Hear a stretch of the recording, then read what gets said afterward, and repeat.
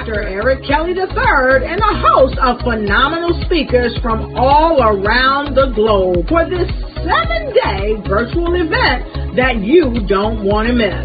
The mission of the Black Business Expo is to raise scholarship money from kids all the way from high school all the way from college. The Black Business Olympics is one of the largest Black business showcases in the world. It is an opportunity for businesses and companies to showcase their businesses globally. We are going to be giving away laptops up to $5,000 away to students. Again, I'm Olivia Appleberry, the founder of 2 Cents Finance and one of the speakers for the expo. I am so excited to see you there. For more info, go to www.blackbusinessexpousa.com or call 919-308-9090 and hope to see you there. I am Black Business. From the moment I wake until the time I sleep. Yes, I am Black Business. I am Black Business. Tell me, are you Black Business? I am Black Business. Do you support Black businesses? Listen, I support Black business because I am Black Business.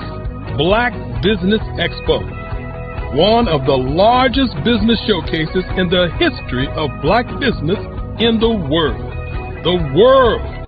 Sign up today at www.blackbusinessexpousa.com or call 919-308-9090.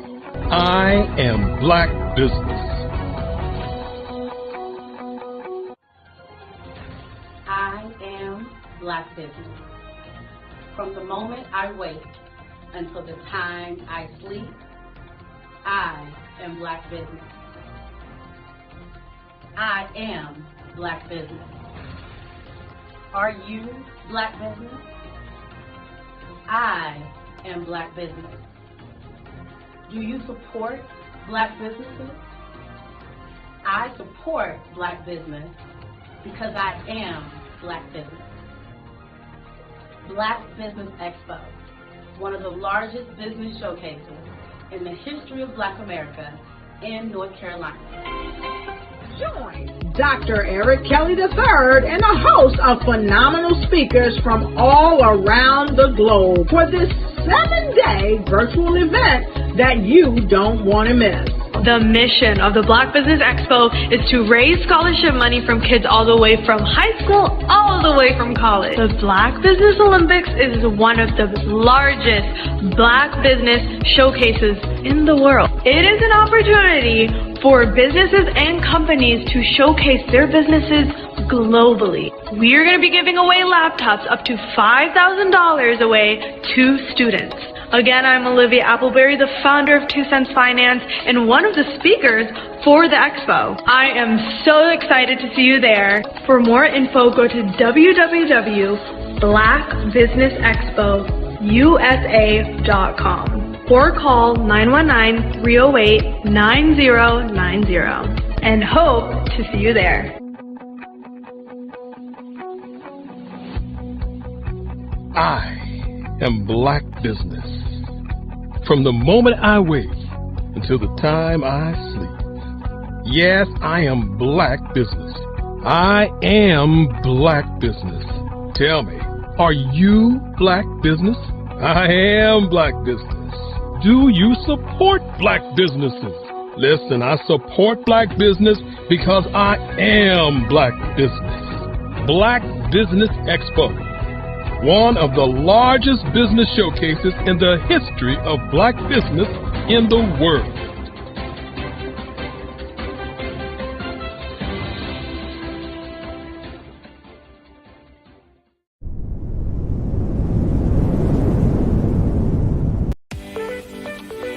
You are in the right place at the right time.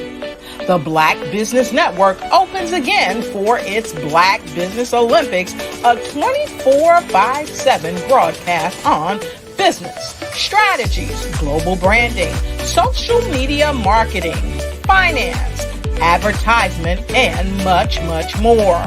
Featuring the top, most powerful entrepreneurs and speakers and thought leaders from all around the world as they gather together for this phenomenal event. Join the Black Business Network streaming live into the metaverse, STEM City USA, Black Multiverse, Pod TV, Roku, Hulu, iHeartRadio, Apple TV, YouTube, TikTok, Instagram, Google Podcasts, Facebook, LinkedIn, IBM TV, Spotify, and Twitch. Tune in today and be a part of this amazing movement. The Black Business Olympics welcomes you.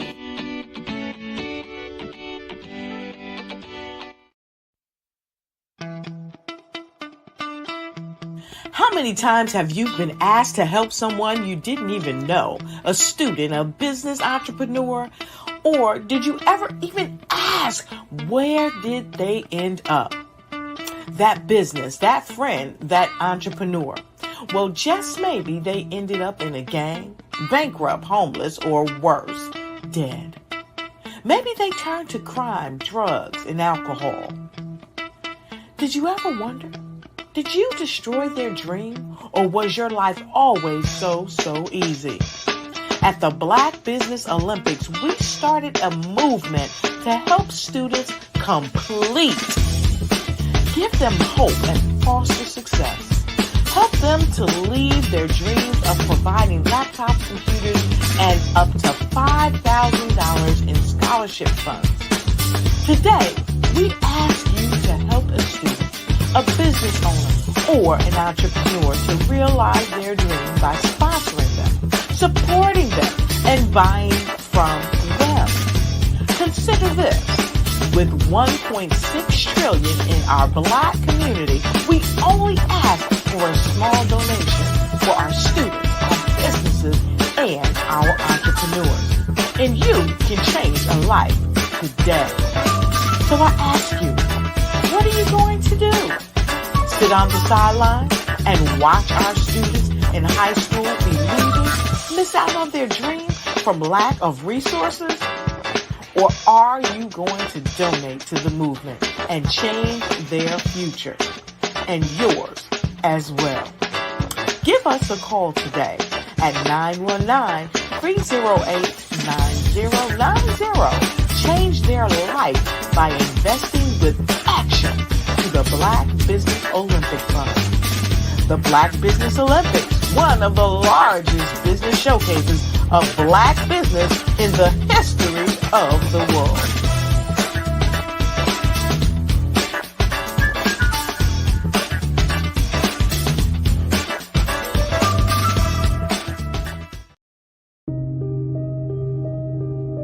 The Black Business Expo is changing my life.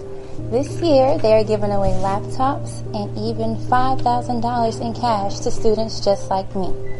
I'm Alexis, and I want to go to college to fulfill my dream of becoming an entrepreneur. Help the Black Business Expo going to www.blackbusinessexpousa.com and also becoming a vendor, a sponsor, or donating.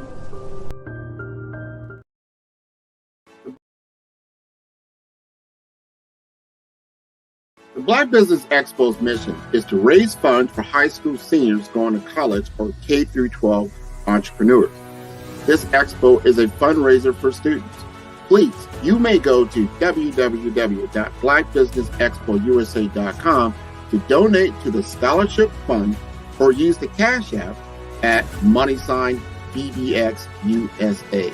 Our goal is to give laptops and up to $5,000 to 10 students.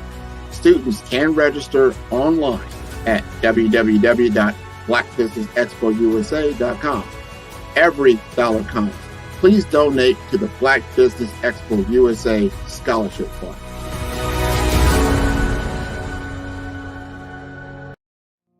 Did you know that approximately 333.34 million businesses exist today, according to a report from 2021. And you may be one of those businesses, or maybe you're not in the business market yet, but you're aspiring to be a business owner. Well, guess what? You're in the right place at the right time. Because let's face it, everything is about timing and opportunity. Hi, my name is Dr. Lotus Richey, and I'm the CEO and founder of the Lotus Richey Coaching and Consulting LLC, along with the Lotus Richey Ignite Show. 15 minutes of success with Dr. Lotus Richey, as well as books to boom your business and bring who you are. And today, I want to bring this amazing message to you about the Black Business Network and the Black Business Olympics. See, the Black Business Network and the Black Business Olympics is designed to help people just like you, that's right, that look like me, to take their business to the next level. Not just in your front yard or your backyard, but globally. The Black Business Network and Black Business Olympics is designed not to just help you survive, but to help you thrive. So join us today as we come together with businesses all around the world to support our students, our children, our young teens, our young entrepreneurs. What we do is we come together to help raise funds for students who are aspiring to be business entrepreneurs, who are aspiring and who are thriving in college. We endow them with a wonderful opportunity to gain scholarship of either a laptop or several thousands of dollars.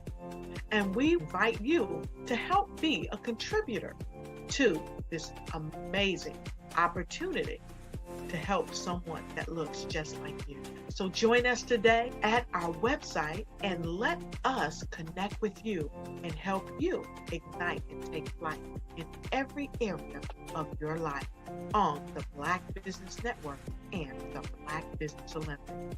I'll see you on the other side.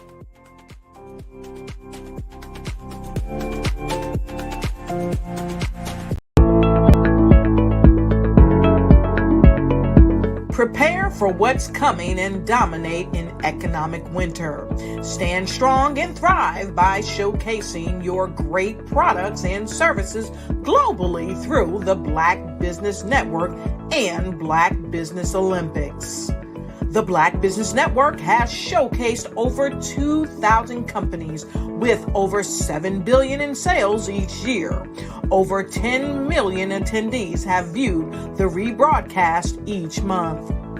Through the Black Business Olympics, unique styles of business training and mentoring are turning students into business owners and entrepreneurial warriors who will dominate in any economy.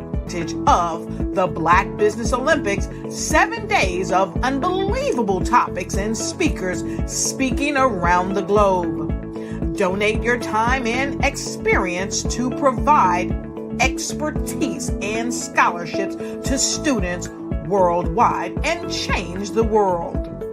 Now, more than ever, new insights, tools, strategies, and capabilities are needed. This is your chance for a major presentation to the world. Fill out the form and join the more than 2,000 speakers who have presented to over 200 countries.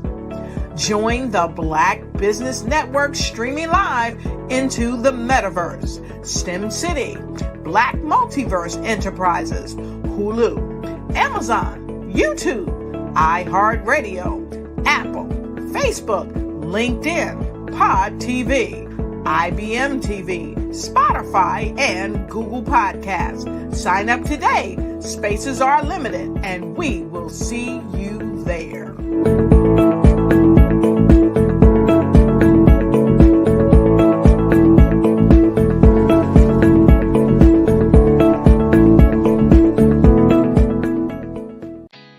Did you know women represent just 3% of Fortune 500 CEOs and less than 15% of corporate executives at top companies worldwide? Have you wondered what the secrets are to getting into the top ranks, whether in the private or public sector?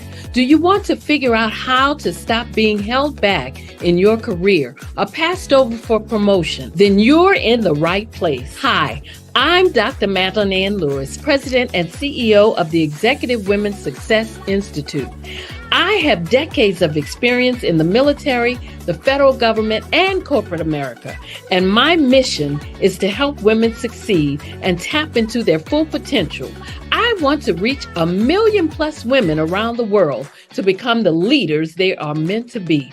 So if you want to move into a management or executive level position, or maybe you are a female veteran transitioning out of the military into business entrepreneurship, then reach out to the Executive Women's Success Institute at 301-693-3284. Let us get you on the fast track to success.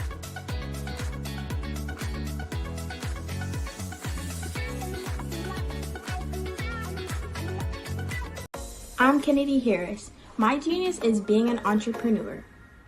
I'm the CEO of K-Lock, a company where I develop my very own line of kids supplements.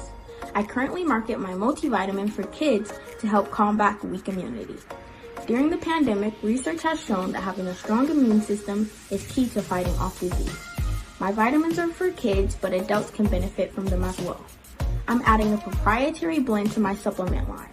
I want to create my own blend so that I have a competitive edge in the marketplace.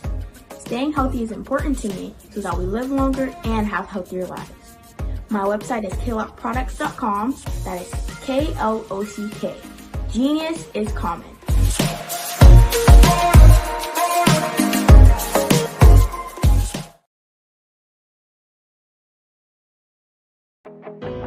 I am Black Business. From the moment I wake until the time I sleep, I am Black Business. I am Black Business. Are you Black Business? I am Black Business. Do you support Black businesses? I support Black Business because I am Black Business. Black Business Expo, one of the largest business showcases in the history of Black business in the world. Sign up today at www.blackbusinessexpousa.com or call 919-308-9090. I am Black Business.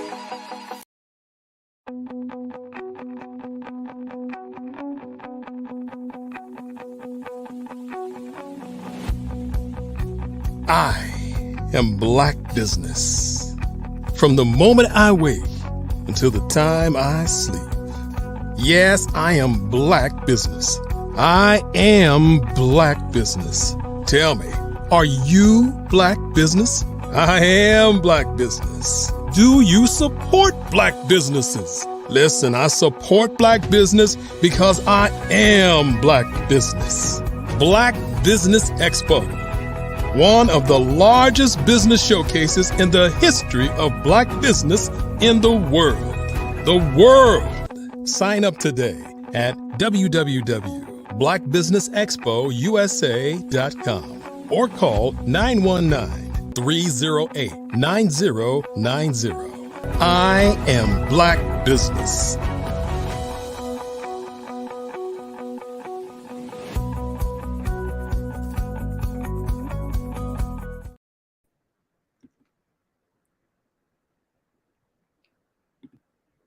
Good morning, business owners, entrepreneurs, thought leaders, and corporations. Welcome to the Black Business Network. I am Eliza Carter, emotional freedom practitioner and CEO of The Breathing Experience. Visit us at thebreathingexperience.com. I am your anchor this morning on the Black Business Network. The Black Business Network is a 24-hour business network showcasing Black businesses, business owners, entrepreneurs, and thought leaders worldwide. We have speakers from North Carolina, London, Singapore, Africa, Japan, and cities all over the United States. The Black Business Network is a global community sharing its business knowledge to empower, inspire, and educate businesses about business. Our next and first speaker for the day is Bishop Darrell Anderson, the state of Black business. He is a seasoned lead pastor, jail and hospice chaplain, and bishop with over 20 years experience of increasing responsibility and congregational leadership. Committed to leading individuals through interfaith beliefs, engaging the community in missionary work and faith-based outreach, and devising strategies to sustain long-term operational goals. Expertise in spiritual counseling, education, and mentorship. Understanding grief and bereavement process to work with families, patients, and co-workers.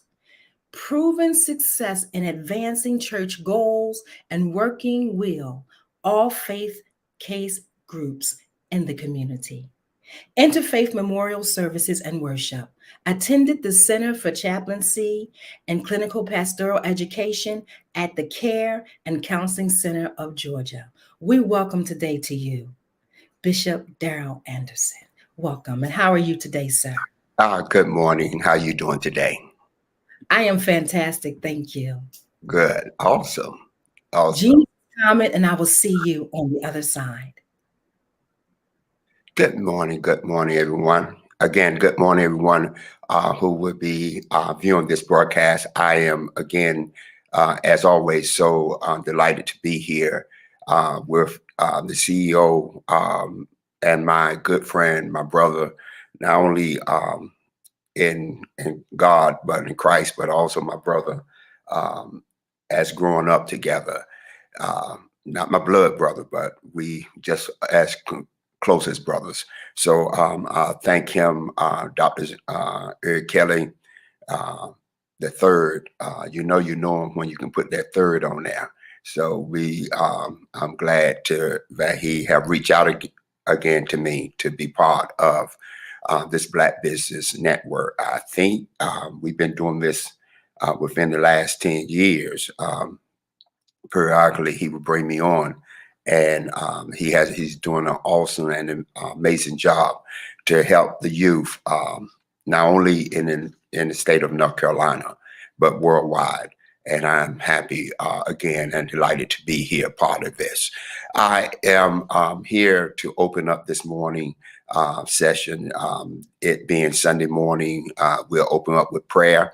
And then we'll go into my assignment, what he have asked me to do.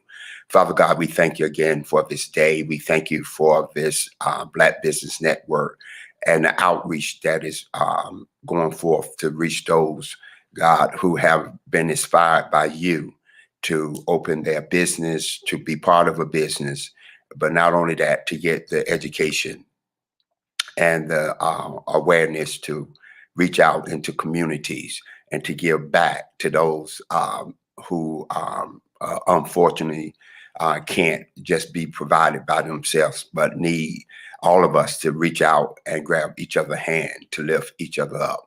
So God, I thank you now. We ask that you bless this business, bless the mind, give them wisdom, give them peace, and most of all, God, give us understanding in all that we are doing. In Jesus' name we pray. Amen. Again, good morning. Happy to be here. I am Bishop Anderson, Dr. Anderson, Counselor Anderson, whatever. I wear hats of many, I won't say colors, but many hats now. And I'm happy again that God has afforded me the opportunity to do this broadcast this morning. I want to talk about coming from, you heard the host say that I do grief as well as working with hospice and the bereavement. Now, I want to do that because my assignment again is to talk about the business and the church. And I say many times when I come on any kind of network like this, as we reach many people, that one of the things that those of us in the church, whatever the denomination is or whatever your faith is, don't want to understand that there is a business part to the church. A church can't run. I know we have the glory of God, we have the spiritual aspect of it, but we still have humans who come each and every Sunday, Saturday, or Wednesday or Thursday to your facility to be enlightened in the spiritual context of that body. The Word of God says we are all made up of our body, our soul, and our spirit. And each one of them, Jesus said to the man who was at the pool for 38 long years, will thou be made whole? So understanding the wholeness of this business is very important. You can't be a productive CEO. You can't be a productive worker if you're not whole each and every day you come into our facilities, whatever your job description is or whatever title you hold. Because if you're not whole, then those around you can feel your pain, feel your grief, or feel that what you're going through. And it happens very rarely in the churches because from the business point, each and every day, every Sunday when a person comes into that church, they're carrying baggage. And many times we as pastors or those of us in leadership, we trying to reach the spiritual part, but some people are not only just spiritually hurting, but they are emotionally hurting. And if you're putting the wrong medicine to the wrong part of the issue, then it's going to hurt you. And then in long term, we're talking about business is going to hurt your business. It's going to hurt the church. You can have a great spiritual uplifting uprising on Sunday morning, but then come Monday, Tuesday, Wednesday, your church phone is ringing. The pastors have to go here, there to settle arguments, settle those who have lost loved ones, those who are going through different situations. So I want to kind of dab into that just a little bit. And because of from the hospice point, dealing with bereavement, I am as well as a bereavement coordinator. But before I became a bereavement coordinator, I was still pastoring, and not understanding the grieving point and the bereavement of my congregation. I'm the first one to admit that the church did not, or even the seminary did not prepare me to handle the business aspect of funerals and weddings. And a lot of people, or a lot of congregation think that just because I belong to a church, that my pastor should be a great counselor, or my pastor should be able to handle the business point of a funeral. Or if I lose someone in my life, then I want my church to be there for me. Now, I want you to kind of ride with me for just a few minutes, because we must understand that the church, from the business point, when you handle the funeral, handle a wedding, it is most of the time is away from the actual service on Sunday morning or Wednesday night Bible study, and you have to go and deal with someone passing. And the family members expect their pastor or their church leader or whatever has been deemed to do so to come in to offer comfort at that time. But while offering comfort, you're still dealing with the funeral arrangements. You're still dealing with how much that's going to cost. Is there going to be an insurance there? I mean, I remember a couple of times, especially in the Black churches, because we don't prepare ourselves for things like that or for situations like that. A lot of times when our loved one pass, we're coming to the church and saying, could pastor, can you take up money to help me bury my mother or bury my family member or someone that I love? And the church, if they don't have an excess there, and even if they do, if it's not already allocated to do that kind of work, from a business point, understand that's still business. You just can't go in, take money and allocate it and move it around just because someone is grieving or someone is hurting. And because of that, many of us have left out of the confinements of the church, or we felt like the church was not there for us, or we felt like the pastor didn't do what he or she was supposed to do at the time. And it really leaves a void or emptiness in us where some have even said that I'm not going back to church anymore. I'm not going to attend any church because the church failed me. Now let's look in the perspective the same way. If you go into a shop, or for those who have come on the Black Business Network all week long, if you go there and you expect something from that business, and then it doesn't produce, the first thing many of us would say, well, I'm not attending that business anymore. I'm not going to go to that business anymore because this is what I thought that the business was going to come forth and bring forth and help me out, or I'll be able to purchase this or be able to do this. And now it's not there. And so I'm not going to attend that, be part of that, or go there. That's the same way of the church. If I already come in with a preconceived notion that if someone passed in my family, one of my loved ones, even if I'm not attending that church, but grandma or bit mama, the Black family, we say bit mama. If they attended the church, then why not? They're there to give me funds to help me. If I pay my tithes, if I have given donation to the church, then it seems like that church should be there for me. That ministry should be there for me and help me through this process. Now, let's understand some things here. Most churches are not set up, especially in the Black community, unless they are changing a lot. Not saying all churches there. A lot of the churches, and especially those who are just getting started, a lot of pastors who are just out there getting started, they're starting their own ministry, and just because they have a title now, a bishop or archbishop or whatever the title is, just because they have that title don't mean that the church is funded enough to happen if something, if there's something drastic happen or terminal illness happen, or the pastor themselves have not been clinically trained to help in those type of situations. They're trained in the spiritual point where they're reading the Bible or they feel God is talking to them, and that's not a knock. I'm just saying they feel God have talked to them or spoke to them, but they have not been clinically trained to go into someone's home and offer the comfort or the grieving process that need to be offered at that time. And if that's the case, then it's going to leave a void, it's going to leave an emptiness, it's going to be a disconnect from the ministry to the community or to that family. So again, we're looking at the church in that perspective as the business.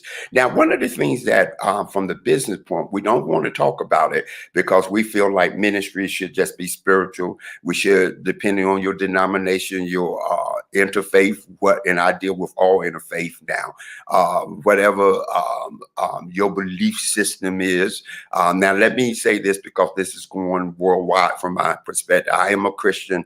I believe in the Lord Jesus Christ as my Lord and Savior. I have talked to many Buddha, Muslim, Hindu, all but my belief. And I am very solid in my belief with Christ being my Lord and Savior. But being understanding the makeup and the diversity of the world now, and especially in the Black community. Now, you would be surprised just because someone is Black and you grew up with them, or they've been, them, don't mean, or their mother or father went to a church, a Baptist church, or a Methodist church, or Church of God in Christ, do not mean that they are now still part of that kind of denomination or faith. They can be, I have had to do help with those of a Buddha type film, Hindu film, all that. So, and when I looked in, I was sitting there, and when They came in, it looked like a black church. So again, just because don't assume that everybody that comes into your business, especially those of us who are Christian, they of the Christian faith, just because they have a black, they are black people.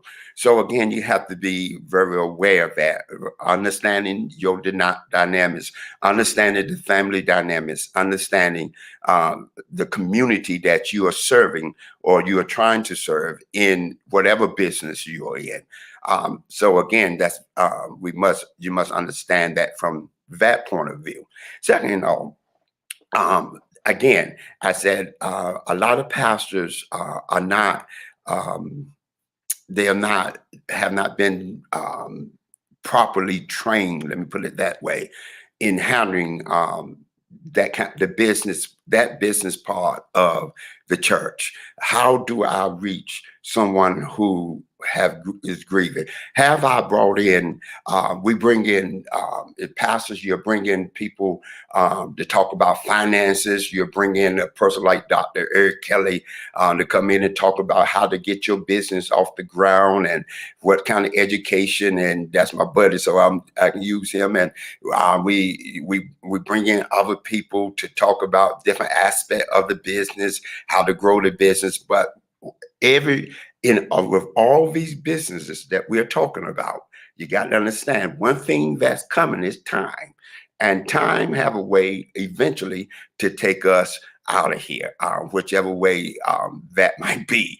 And so understanding that if the church, from the business perspective, have not set up a grieving support group, a bereavement support group, if they're not doing not post grieving, but even pre-funeral arrangements, even those in their 20s, 30s, because you see now people, a lot of mothers or fathers are losing their kids at a certain age. And guess what, Pastor? Guess what, Archbishop? Guess what, Bishop? Guess what, CEO of your company? How's that affecting me, Bishop Anderson? Because if that person you have hired or partnership with have lost their family member, especially if it's a parent lost their child, they still have to come now and try to proceed in their business.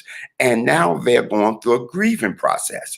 And if that grieving process is not identified, then it's going to hurt your business, whether you want it to be hurt or not. It's a lot of times people are holding in things that they're going through, and they're coming to your business every day, or they are the CEO or the pastor, because we're not immune to these type issues. Everybody are affected by these type issues in some kind of way. So if the church now, if the ministry, because that's what ministry used to do in the community, the movements in the past, most of them started in the church. So if the church is not addressing not just how to start a business, but also how to make sure that we keep this business flowing, because who's going, with all the technology out there, with all the things that's coming up now, social media, you still going to have somebody. It might be less people than you used to have, but you're still going to have someone to go and do everyday type work in these type things. And so now someone on the church need to prepare for that.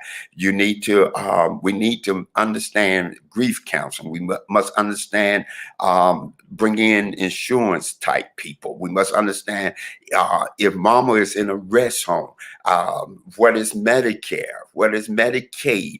I know these are terms that we don't want to hear about, because it seems like that you're getting older, and I don't want to deal with Medicaid right now or Medicare. But maybe you're not old enough, but you're taking care of a mother. You are a caregiver.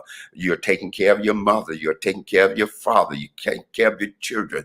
Somebody is declining, and you're still trying to run your business, and have to go home and make sure mom is eating, or maybe mom has now been diagnosed with dementia, Alzheimer, or cancer, or some kind of terminal type illness that eventually will take her out. We can pray. You can bring the pastor over to pray, bring those around the church to pray, and but the results that in that prayer is not always what we seem to pray for. We pray that mama get healed. We know that God is a healer, but yet mama still pass away, and you are the caregiver. We have to deal with those of us who might have siblings, and at that time, a mom or dad or somebody have been diagnosed with a terminal illness, and now the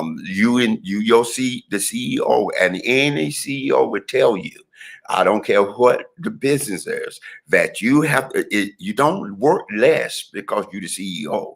So don't have that mindset. You don't work less because you're the pastor.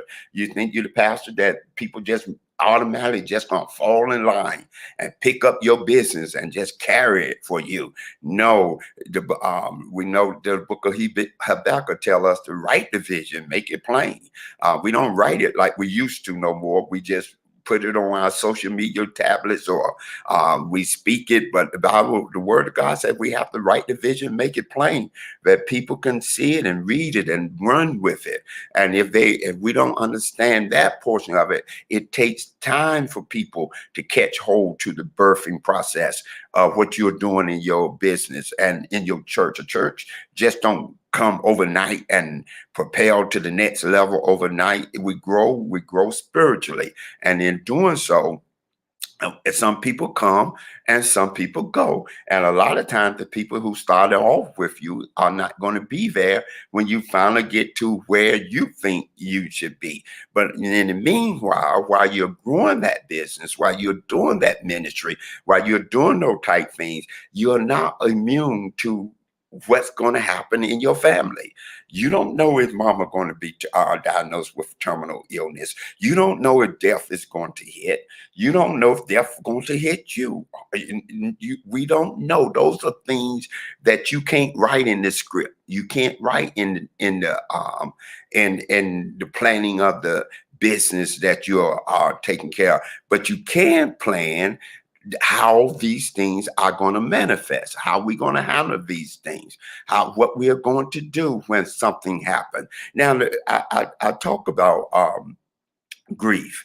I didn't understand grief, especially because in the Black community, especially in the church, and those of us, and even when you go to high school or you go to college, even if you go to a HBCU, I don't know what they're doing now. It's so long since I've been, but I'm kind of dating myself. But the bottom line is they didn't have a grief counseling or grief class to help you get through situation. You didn't know what palliative care was, where you someone who's not expected to pass, but you have to help keep them there and help maintain their sickness or that pain while they're still there. And they can stay there for 5 or 6 years while you're still trying to get your business off the ground. So now you're a caregiver as well as a CEO of a company. You have to leave the CEO part and go home, or leave the passion part and go home and take care of someone who can't do for themselves. And you have to watch them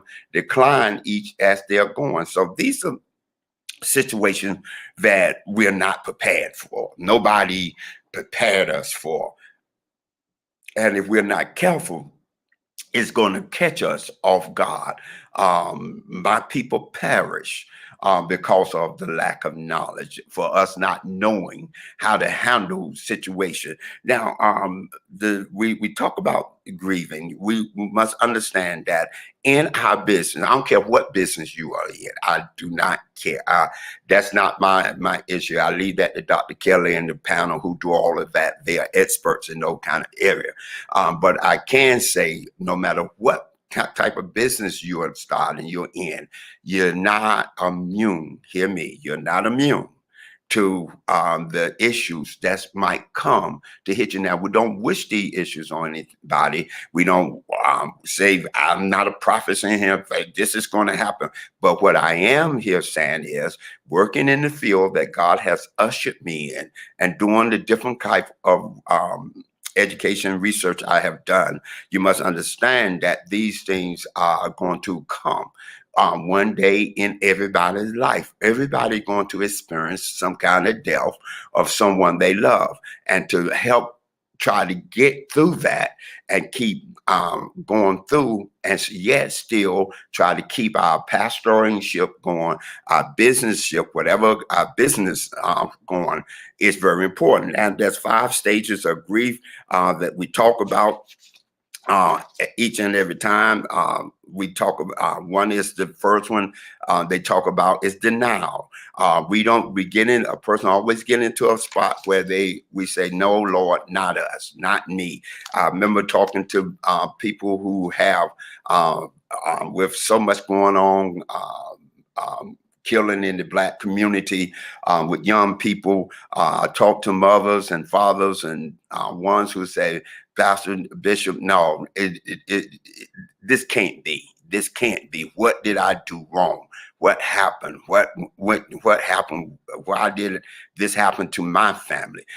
My brother, my boy was going to a good school. He was trying to start his own business. Already had seen the process he was going through, and yet here comes something, or if it's not just gun violence, it could be a sickness of someone in your family, but that denial happened. Now, Bishop, why are you going through this? Because again, this do not stop you if you're trying to move your business. This is still something you got to deal with while you're yet trying to operate and get all these accolades that you want to get. These are the same things you're going to have to deal with. So the first one, like I said, is denial. We go through this denial. This can't be. This can't happen. Mama gone. I need mama. Why mama not here? Boy, I could be much better. I wish mama was here to see what I'm doing. Wish daddy was here. Wish this would have happened. And so it's like a shock phenomena that happens to us. Again, Bishop, this emotional part of us. We're coming to work. We're coming to our place of business. We're being on our conference calls, but inside of us, we're just in a shock. We're just like, my God, I got to deal with this. I got to handle this. She didn't have no insurance. We didn't have who's going to pick up the body from if they're in a home, who's picking up the body. I didn't make the funeral right. Nobody to come to pick up the body. And most facilities, and even in the hospitals, they don't want you to keep your loved one's remains there or body there for a length of time till you find somebody. They'll work with you a little bit. Then when you call the person to come, I don't care what funeral home, they're going to charge you to come and get mom, come and get dad, come and get whoever. So now you're trying to run your business, you're trying to do this, you're trying to do that, and now you got to handle all this, and it's bringing on more stress with you. Then we must understand, the second is guilt. We start denying. Talking about guilt. Man, I should have got this together. I should have talked to her. I should have said how much I love her. I should have done this. And we go to the I should have. I spent so much time trying to get my business off the ground. I spent so much time trying to get things going that now I'm dealing with this pain of guilt that I didn't spend enough time with family. And if we do not know how to walk that line of getting our business, being a CEO, because when we become that CEO, man, we feel like we invincible, that we can do all things through Christ Jesus. We can do everything. We can be the best mama, the best daddy, to come home, cook, come do this and do that. And I got my best, not knowing that we're lacking in some areas. We're doing some things because we take on the notion that everything and everybody going to still be around us when we reach that pinnacle that we're trying to reach. And not all the time, like I said, some of the folks that which, and most of the time, it's not the people of your enemy that you say, well, I'm glad God moved them out of their life. It might be some people you love, some people you really love who pass away before you reach that place that you want to be. But you spent most of your time, you didn't take time to love on them. You didn't take time to go on vacation with them. And now you got enough money, you got all of this, but the person that you want to share with is not there anymore. Divorce might have happened. Anything can come. So we go through the pain and guilt. We go through anger. And we try to bargain with God. God, if you just heal Mama, I'm going to pray every day. I promise God, I'm going to give back some of the business to the church. I'm going to pay my tithes. I'm going to do this, God. I'm going to go to church more. I'm just going to do what I need to do, God, to get this thing back together. God, don't let Mom die. Don't let Dad die. Don't let brother die. God, please, God, whatever do, God, I promise I'll be a better person. I'll be a better vet. I won't spend so much time doing at the job. I won't spend so much time in school. I won't do all this. I'll be a better wife. I'll be a better husband. So we go through the bargaining thing. Now, God, again, these are the same folks in the church, coming every day in the church that pastor is trying to preach to, but they already have this wall up. This emotional turmoil is going through. These are the same folks that you're trying to come and do your business with, that you want. So we want them to handle the business part. Can you come and do this? Can you come and do that? Not recognizing that sometimes people are not emotionally equipped. They might be mentally ready. Educationally ready and be a great person, educated, but right now they're having a breakdown. And if you don't recognize that, and which many of us don't, because we are so busy trying to get stuff off the ground, get things moving, we want to keep the train, and we want to pull this train out of the station and get it rolling, and not understanding that the passengers that we're asking to come along with us are not emotionally ready. If they went through a divorce, if they're going through some kind of relationship situation, the business part is going good, we getting this up, but you have a husband now or wife who's not there with you, they're not trying to back you, or you have a person in your life, you might not be married, but you started off good, they started off saying they want you there, they're going to be there with you, but now they did a whole 360 on you and say, no, you're spending too much time here. Jealousy is hitting up because you have to deal with somebody in the business of opposite sex, in the church of opposite sex, and that companion you have is not understanding that. So all these things are crippling the emotional aspect of your business. And if that's not good, will thou be made whole? Secondly, we in grieving, you deal with the depression. We have clinical depression where we actually someone go to the doctor or psychiatrist or what, and you get on medication. And a lot of times people in business, they are going through a clinical depression. But then we have our little depression that caused by us losing someone, something, or maybe the first business you started failed, and you have the wall up where this time, I don't know, I'm not going to put myself out there like that. I'm going to isolate myself. I'm not going to let people around me. I'm not going to allow people to come into my world like this anymore because what I experienced the last time. So all of these things, we're going through that depression, and depression can go into loneliness. So I see that, and my time is up. But again, I just thank you for allowing me to come on, and we're going to turn it back over to Ms. Carter. Bishop, thank you so very much.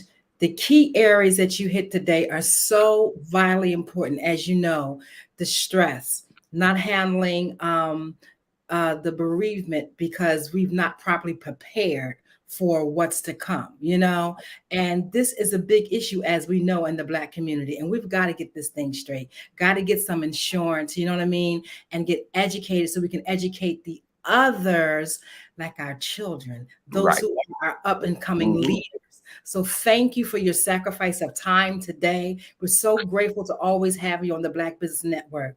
Genius is coming, and I'll see you on the other side. And thank you so much. Thank Dr. Kelly and all of those of that team. Y'all have a great day. You too. You're very welcome.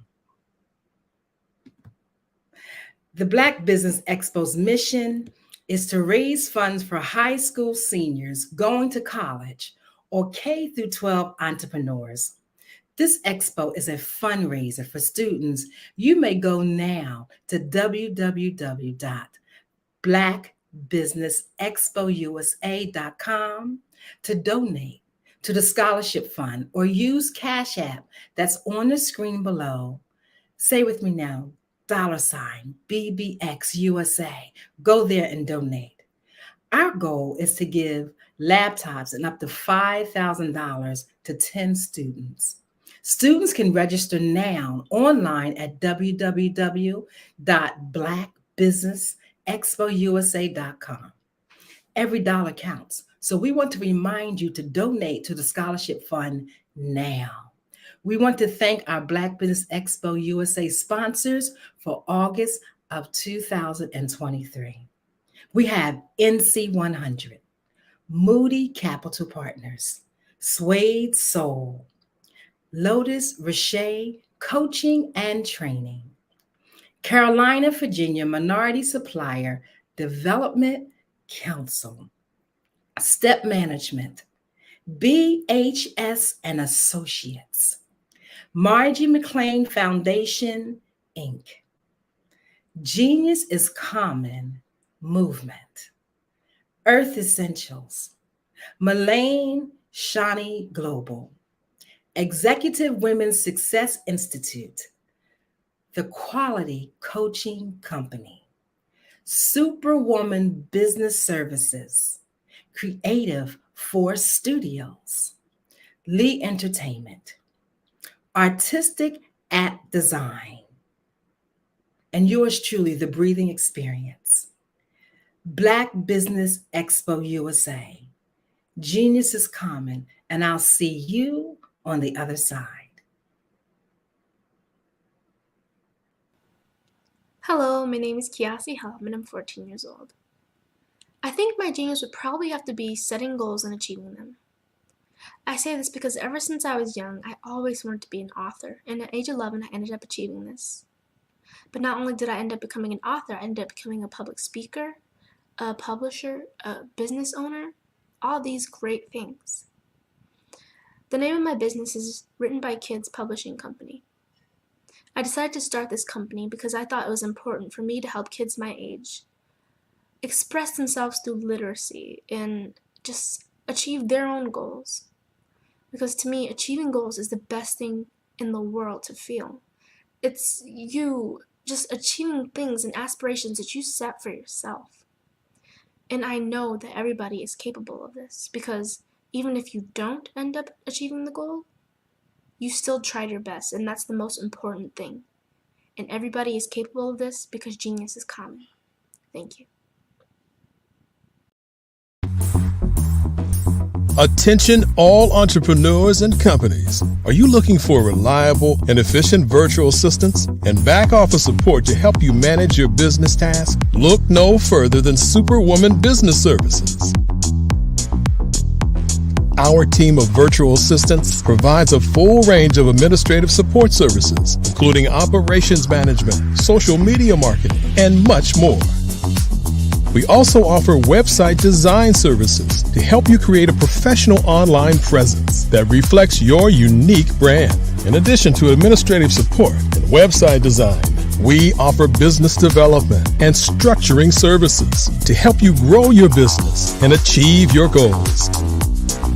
We'll work closely with you to identify areas of improvement and develop a customized plan to help you reach your full potential.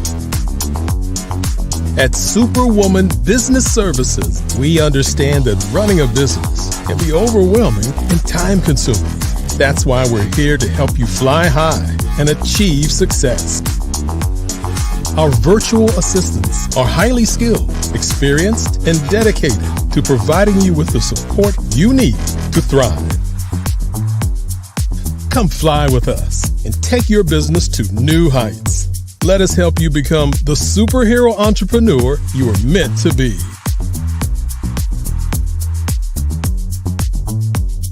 Contact Superwoman Business Services today to learn more about our back office support services. Come fly with us and take your business to new heights.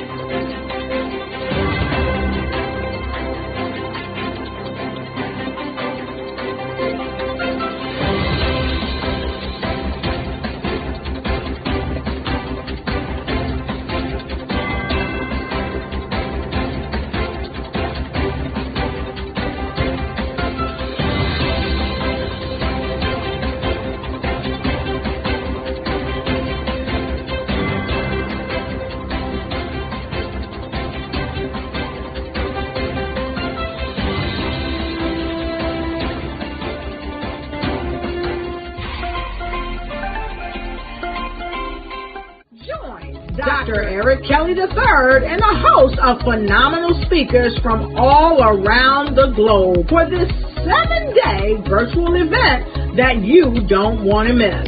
The mission of the Black Business Expo is to raise scholarship money from kids all the way from high school, all the way from college. The Black Business Olympics is one of the largest Black business showcases in the world. It is an opportunity for businesses and companies to showcase their businesses globally. We are going to be giving away laptops up to $5,000 away to students.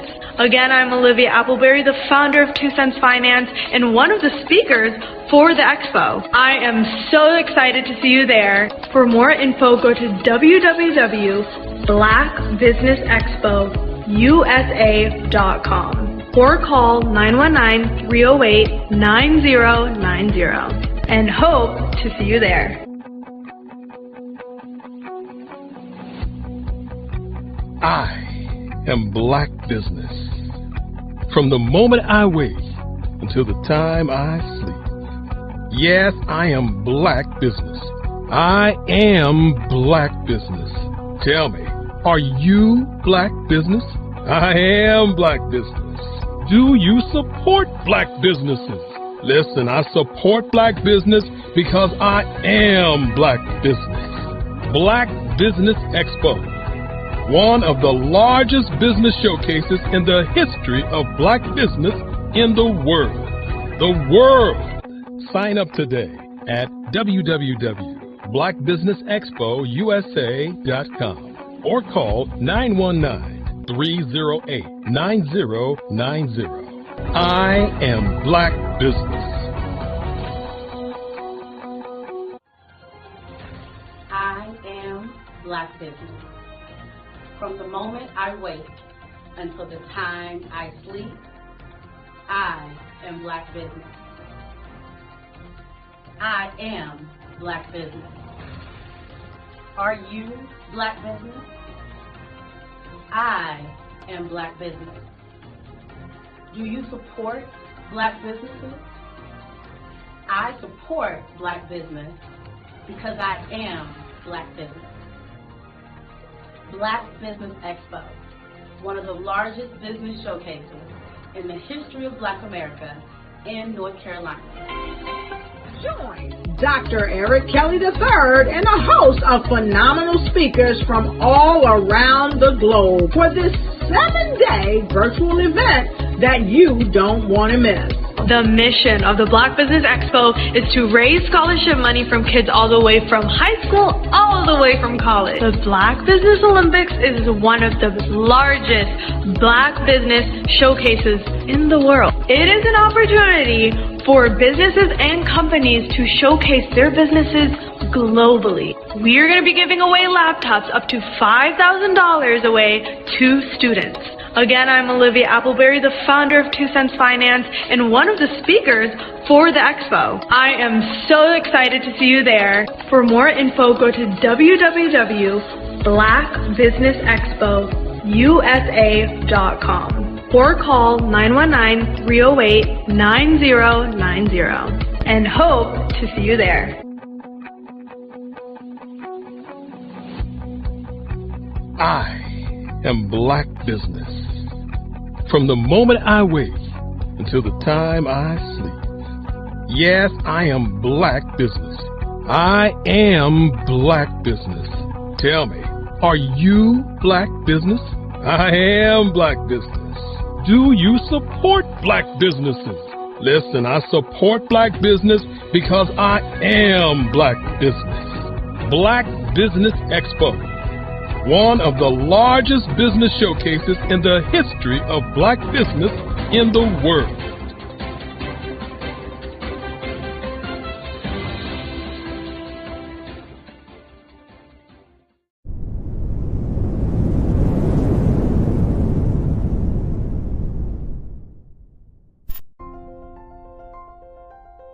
What if you could build your own city? A place where every child can find nurturing people to help them achieve their full potential. A place where every adult can access job training support. Where health education is abundant. Where social justice ruled the land. A place without limitations. Welcome. You have arrived at STEM City USA. It is what every city should be. A safe and trusted community where you find people and resources to help you become everything you are and beyond. STEM City is unlike anything you have ever experienced. It is a digital twin of the world around you, only better. STEM City is about energy and soul renewal. It is more than a digital world. You can almost feel the power of live cultural events, music, and theater. STEM City promises a better future for children with caring mentors and hands-on activities with dedicated tutors to support our youth. STEM City is your passport to a healthy lifestyle with weekly events addressing our community's many issues. STEM City is your financial well-being with helpful information on wealth management, career advancement, job training, and so much more. STEM City is the community you deserve. It is the city where your dreams can come true. STEM City USA, a place in the sky that is accessible to all who reach for the stars.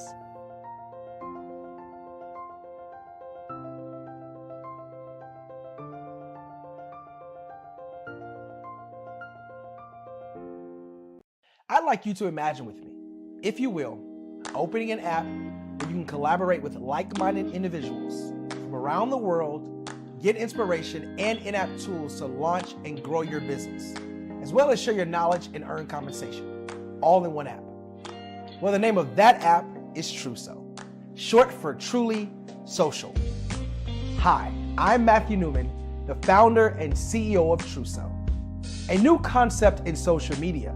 Truso is designed from the ground up to be a platform that's both social and empowering for all its users. How exactly do we do that? I'm glad you asked. First, Truso brings the world together via video. Psychologists assert that video provides a significantly more effective connection than audio only. When you enter a community on Truso, you're face to face. Second, on Truso, you don't have to have 1 million followers to monetize. Our business model allows all hosts and moderators to monetize, no matter the size of your following, by 1, producing fee-based content, and 2, inviting others to join the platform as subscribers. Even more, Truso has an in-app resource library with over 100 free resources, forms, and documents to help you build your brand and grow your business. Third, Truso is inclusive. The deaf and hard of hearing communities make up 360 million people worldwide. Unlike audio-only apps, Truso embraces this community. providing a networking platform that allows them to participate via video and closed captioning. We even have a deaf and hard of hearing foundation in the works as well. Fourth, Trousseau is both social and safe.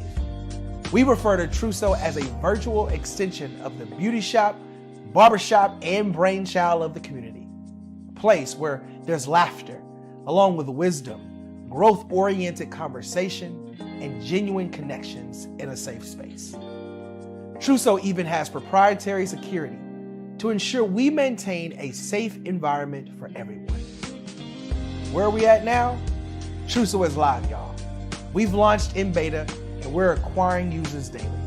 We have an incredible development and marketing team, plus amazing celebrity influencers at the table, helping us spread the word around the globe, beginning within the African diaspora and beyond by creating a safe space for growth, connection, and collaboration.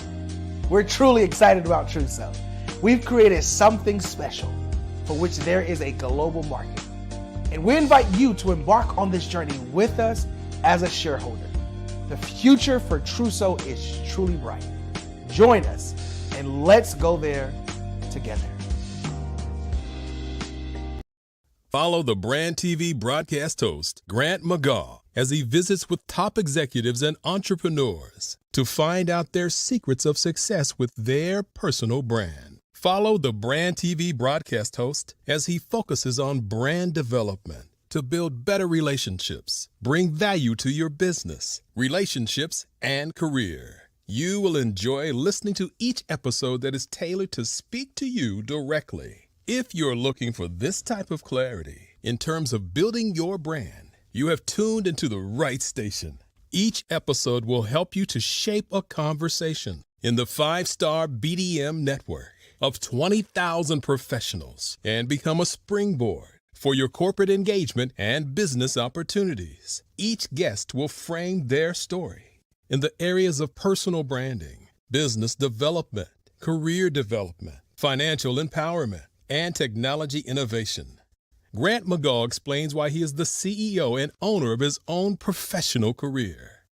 Grant is an accomplished business leader and entrepreneur who wants to give back to individuals to grow their personal brand strategy.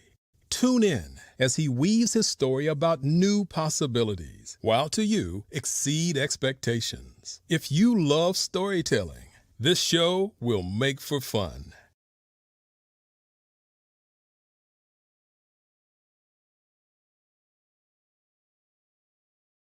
Phenomenal Tanya T. Wise, who is here from the great state of Maryland. Tanya, welcome and thank you for being with us today. Can you indulge our audience a little bit and tell them just a little bit more about who you are and what it is that you do? Well, I love being able to talk to people and have a magnetic attitude, being able to just show them. So I always like to say, level up is Coach at Tanya T. Wise here. So can you tell our audience, just give them a teaser about what your presentation will be about? So my philosophy is that we should all be living our dream life. So tomorrow I'm going to talk about how you start living your dream life. What are some of the things that you thought about in your childhood that you just kind of let go and dormant? Wow. And I want to reignite that and just give you some pointers and some tips, some tools, some strategies to be able to start living your best life now. And guess what, Wanda? And leave an inheritance for your legacy. Oh my goodness. Okay, I know that's resonating with a lot of people. I've heard that you have a dynamic coaching program. Can you tell us a little bit more about that? Absolutely. So our coaching program help people that have the lack of time, that lack strategies, and lack the confidence to go after their dream life. So we help them implement tools, we help them implement strategies, as well as give them resources so that they can live their best life now and leave that inheritance. Wow. Oh, I love that. I love the leave the inheritance part. Listen, you are dropping some major nuggets, and I know a lot of what you're saying is resonating with a lot of people, but I think we're all curious. How did you even make this transition into the speaking and coaching arena? What's the story behind this? So I started out in finance, and I realized that a lot of people don't necessarily go after their dream life because of the lack of finances or the education behind finances. But it wasn't until I lost my firstborn, my only son, that life changed for me. And where I was going after it all, living the corporate life, hit my 6-figure income and living in my dream house with my dream man, driving my dream car. I nearly lost it all when I lost my son. And so I realized it only takes one financial catastrophe that can change your entire life. That's what made me start All New Beginnings. Because no matter what's going on in life, there's a new beginning. And because of that, we develop a program called Wise Minded. My little slogan is, don't just dream it, let's live it. If they want to connect with you or work with you, what is the best ways for them to be able to do that? Well, for my social media guru, you can connect with me on every single social media platform as Tanya T. Wise.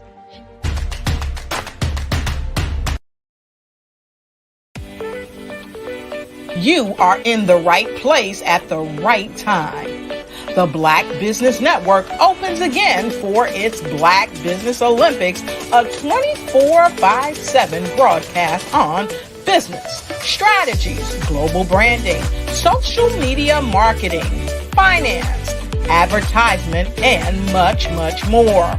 Featuring the top, most powerful entrepreneurs and speakers and thought leaders from all around the world as they gather together for this phenomenal event. Join the Black Business Network streaming live into the metaverse, STEM City USA, Black Multiverse, Pod TV, Roku, Hulu, iHeartRadio, Apple TV, YouTube, TikTok, Instagram, Google Podcasts, Facebook, LinkedIn, IBM TV, Spotify, and Twitch. Tune in today and be a part of this amazing movement. The Black Business Olympics welcomes you.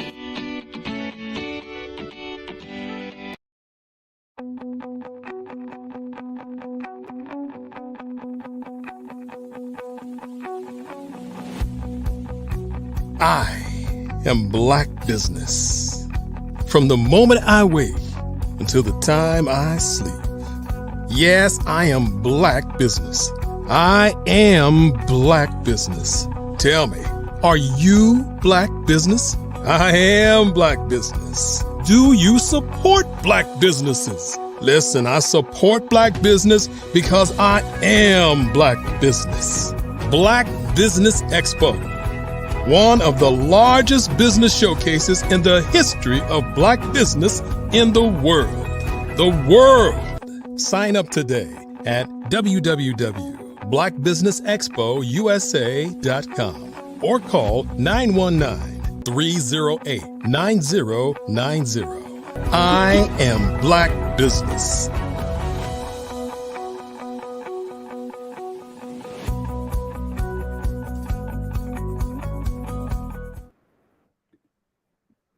Great morning, business owners, entrepreneurs, thought leaders, and corporations. Welcome to the Black Business Network.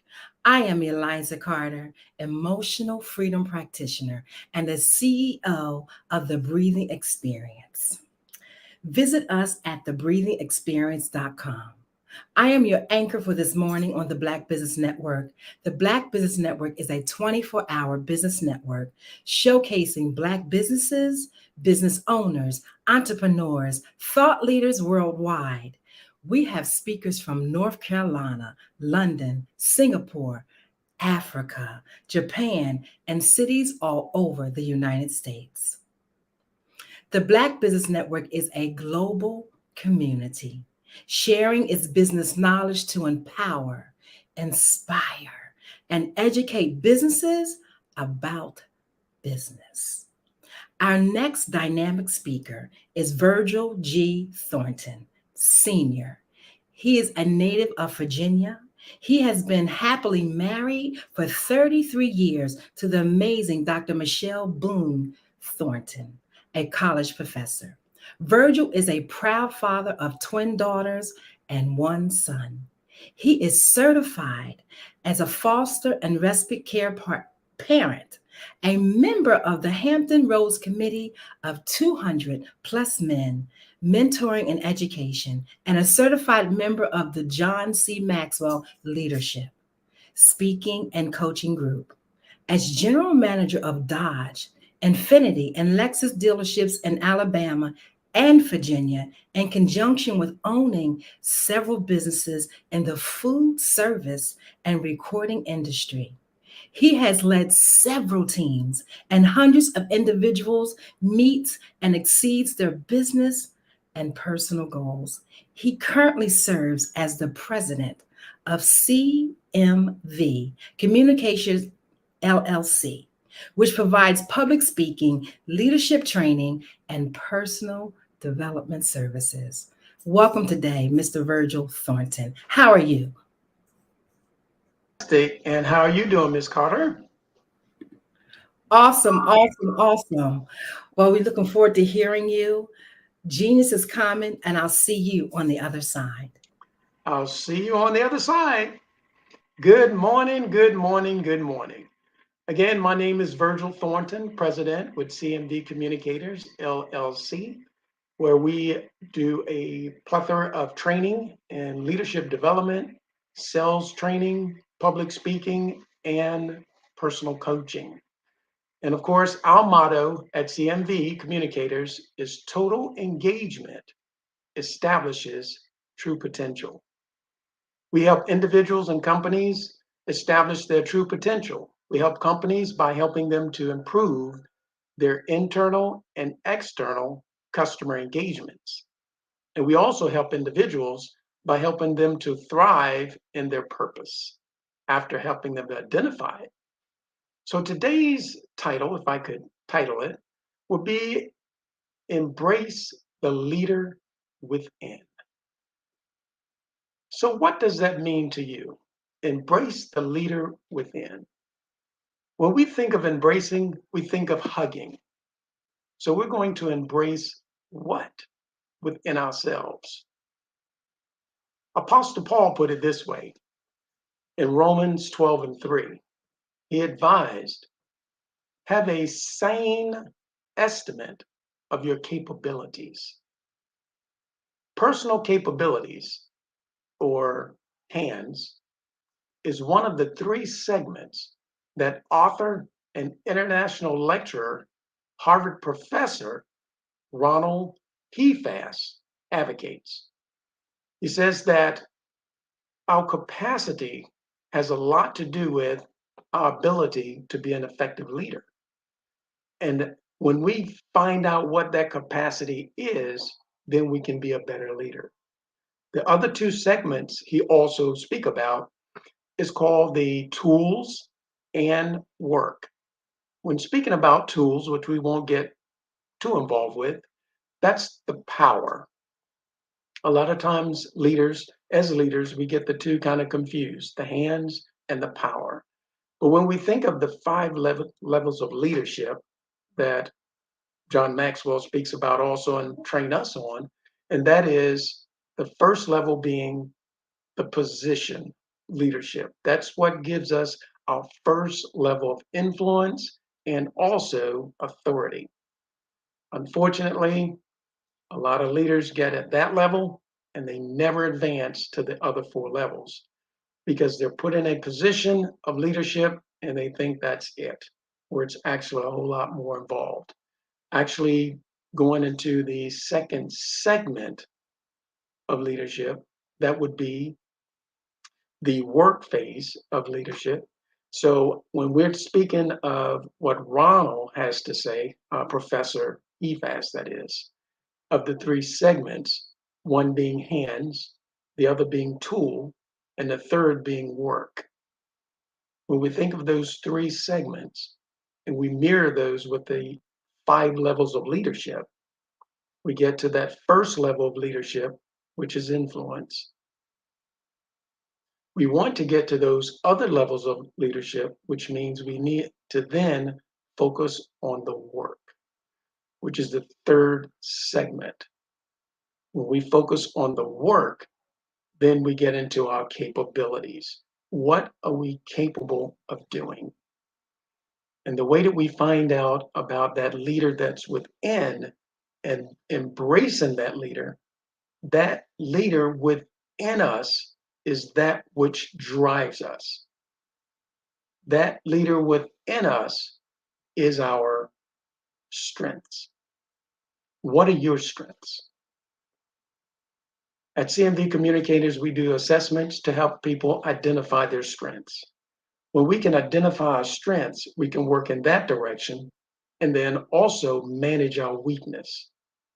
And as we continue to build on those strengths and manage those weaknesses, we can tend to grow. For example, let's take Michael Jordan. Michael Jordan, one of the greatest basketball players of all time. And of course, a lot of people will argue that fact. But of course, he has a lot of records to prove that. But when we look at him in regards to his ability and his capabilities, then we get to see what he produces on the basketball court. He's developed his strengths, his dribbling, his shooting, inside, outside, and of course, his awesome attitude toward wanting to get the ball. He wants to be put in the pressure situation. And by being put in that position so many times, he's developed part of his skill set, the ability to handle it. So again, I ask, what are your strengths?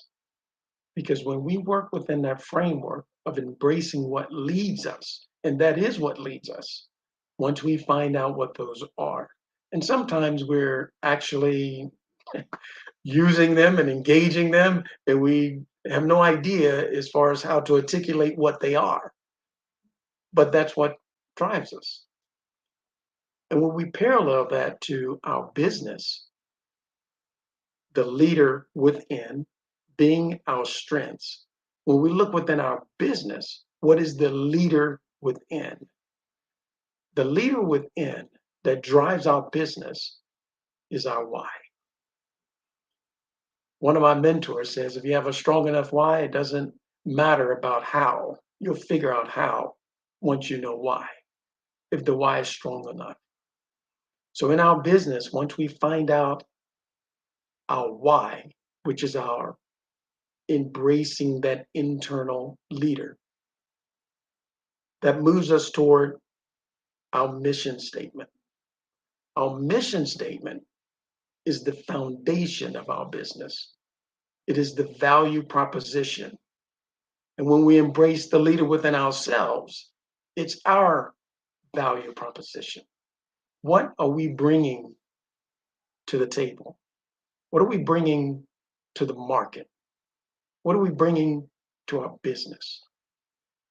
Our mission statement is so important to our business, again, because it is the foundation. If we build a house, it all starts with the foundation. The larger the building, the more concentration on the foundation, because it's so much weight and so many things that will be built upon the foundation.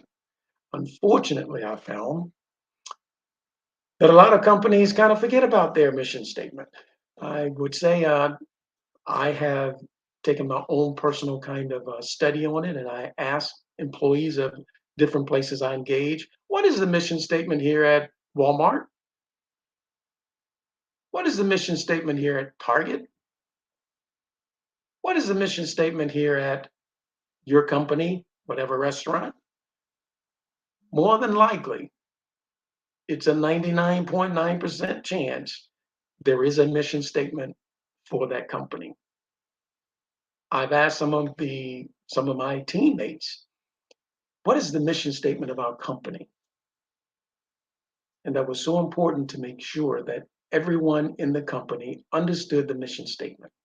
Not just know what it is, but understand what it is. Because that's extremely important. It's so important because that's part of the leader within the company.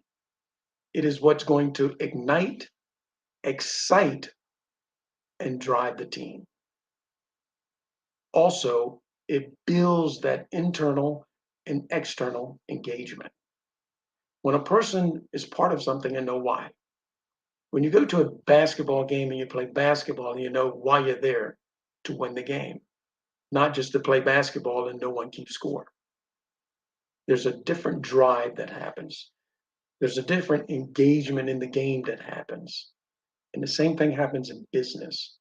When our internal team understands our why we're in business, and couple that with our foundation, the mission of our business, then we've embraced the leader within our business. Now we can move forward.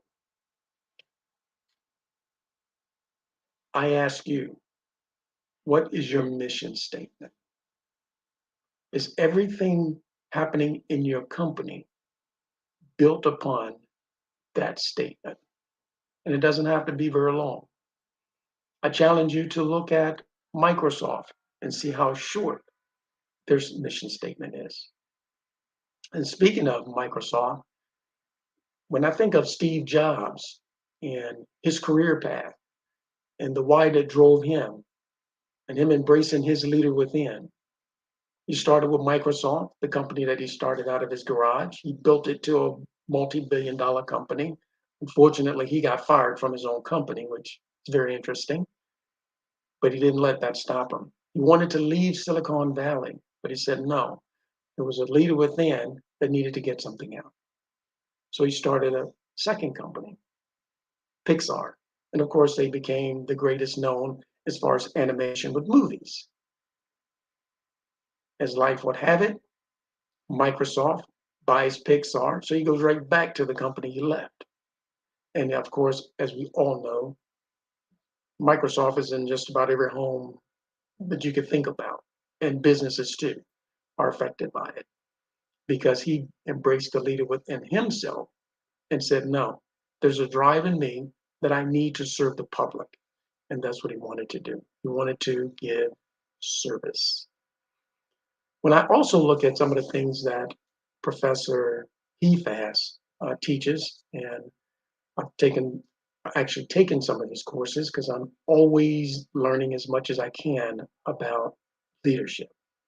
And it's changing because the dynamics of leadership changes a little based on the mindset of those that are on our team, on our teams.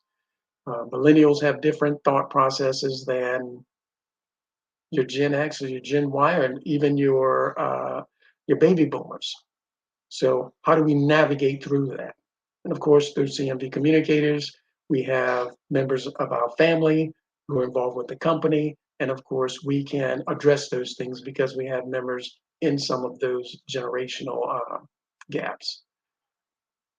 But back to lecturer author Hefas. He states something very, very interesting.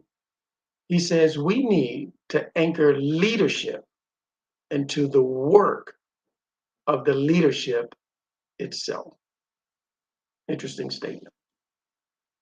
So in business, when we look at anchoring our leadership into the work of the leadership itself, we understand his three segments: the hands, capabilities, the tools, the influence, and the work.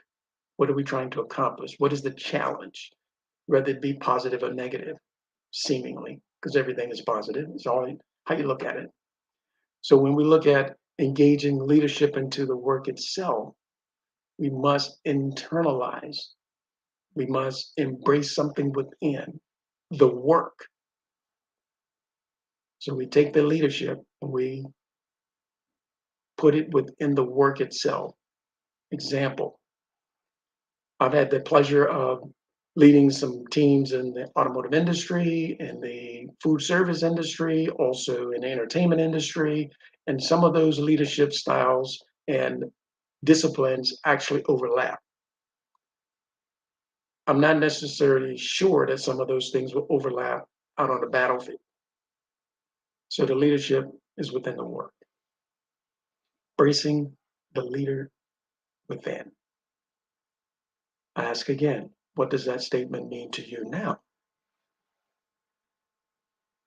When we embrace the leader within, we have to step outside of ourselves. Sometimes it's called take self-assessments. We have to step outside the framework. If we're in the picture, it's hard to see what it looks like. We have to back away, step outside, and get a better view. Basically, we do what's taught in business as a balcony view. We take a balcony view, we can see different things. But the things we're looking for as a leader is what is the challenge? What are we trying to correct? What are we trying to move forward? And by a balcony view, we can see all kinds of things that are happening.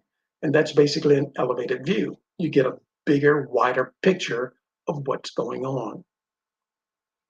For instance, in football here in the United States, of course, there's 11 persons on one side is defense, 11 players on the other side, offense, and there's two teams that's actually looking at their team, the two teams. You have coaching staff on the field. They're looking at a plane view. So they're on the ground. They got a ground view of what's going on. They're communicating to the balcony up in the press box. They're looking down on the field. So there's things that they can see, challenges that they can see, and they communicate that down to the field. As leaders, we need to be able to look within ourselves, and we also need to step outside of ourselves as a leader to see what it is that we need to do as self-assessments to be a better leader. To be a leader of a company, we do the same thing. We step outside, we get a balcony view, we look at our business from a different vantage point, and then we can get in and see what the challenges are that we need to work on. And those challenges that we're working on is basically how do we improve engagement within the team, and how do we improve that engagement within the team to affect our external engagement, which is with our customer. Because yes, we do want to provide service, but we also want to get paid. Because if we don't get paid, we're going to not be in business for very long. So it's extremely important to embrace that leader within, first with self, and then secondly, with the company. And of course, looking at it from a vantage point of a balcony view versus a ground view. Then we can start establishing our true potential by providing the best service. There's several scriptures in the Bible that alludes to who's the greatest. And of course, think back, Muhammad Ali said, I am the greatest. And he was great within his arena. But when we look at business and greatness within business and the businesses that have done extraordinary jobs, fantastic jobs, those are businesses that provide fantastic service. When was the last time you engaged in a business or with someone within a business, let's say a restaurant, and you got great service, and it was prompt, and the food was good, and the waitress or waiter, they were good, and they were engaging. They was engaging with you. So I think all of us have experienced external engagement, how the employee engage with us, and that has a huge reflection on what's going internal at that company. But again, when you was engaged with that service, and it was so good, and the food was so good, and the atmosphere was just great, we almost have to tell someone about it. And what do I just basically explained. What did we just go through? We basically went through something called a compensation equation. We went through the quality of a service, plus the quantity of the service, plus the mental attitude in which that service is rendered, always equals compensation. You got great service. It was fast. It was on time. And the quality was good. The food was fantastic. And our waiter, we couldn't ask for anything. We was half full on our glass and they came right in. We don't know where they came from. They just came in like a stealth. And then of course, everything was right on time, prompt, great attitude about the entire engagement. They got a big tip. There's that compensation. The quality of their service the quantity of their service, and the mental attitude in which it's rendered always equals compensation. So when we look at embracing the leader within, there's a lot of things that are affected by how we embrace those internal capabilities and how we also embrace the capabilities of our company to render greater service. How do I serve? How do I serve you? How can I give a better service? How can you give your clientele better service and more of it? And a great attitude about it because we're giving service. The greatest among you are those who give the greatest service. Again, my name is Virgil Thornton with CMV Communicators, LLC. And I thank you for this morning and for tuning in. Embrace the leader within.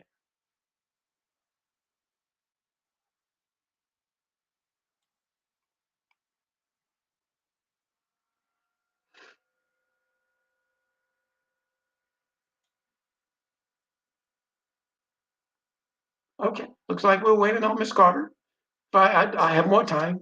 So with that time, I would also like to get a little bit deeper into, if possible, until Ms. Carter comes in. Back to the mission statement. Mission statement extremely important. Back on the foundation of the business. The mission statement is important. If not, well, let's take your own assessment with your own company if you have employees or team members.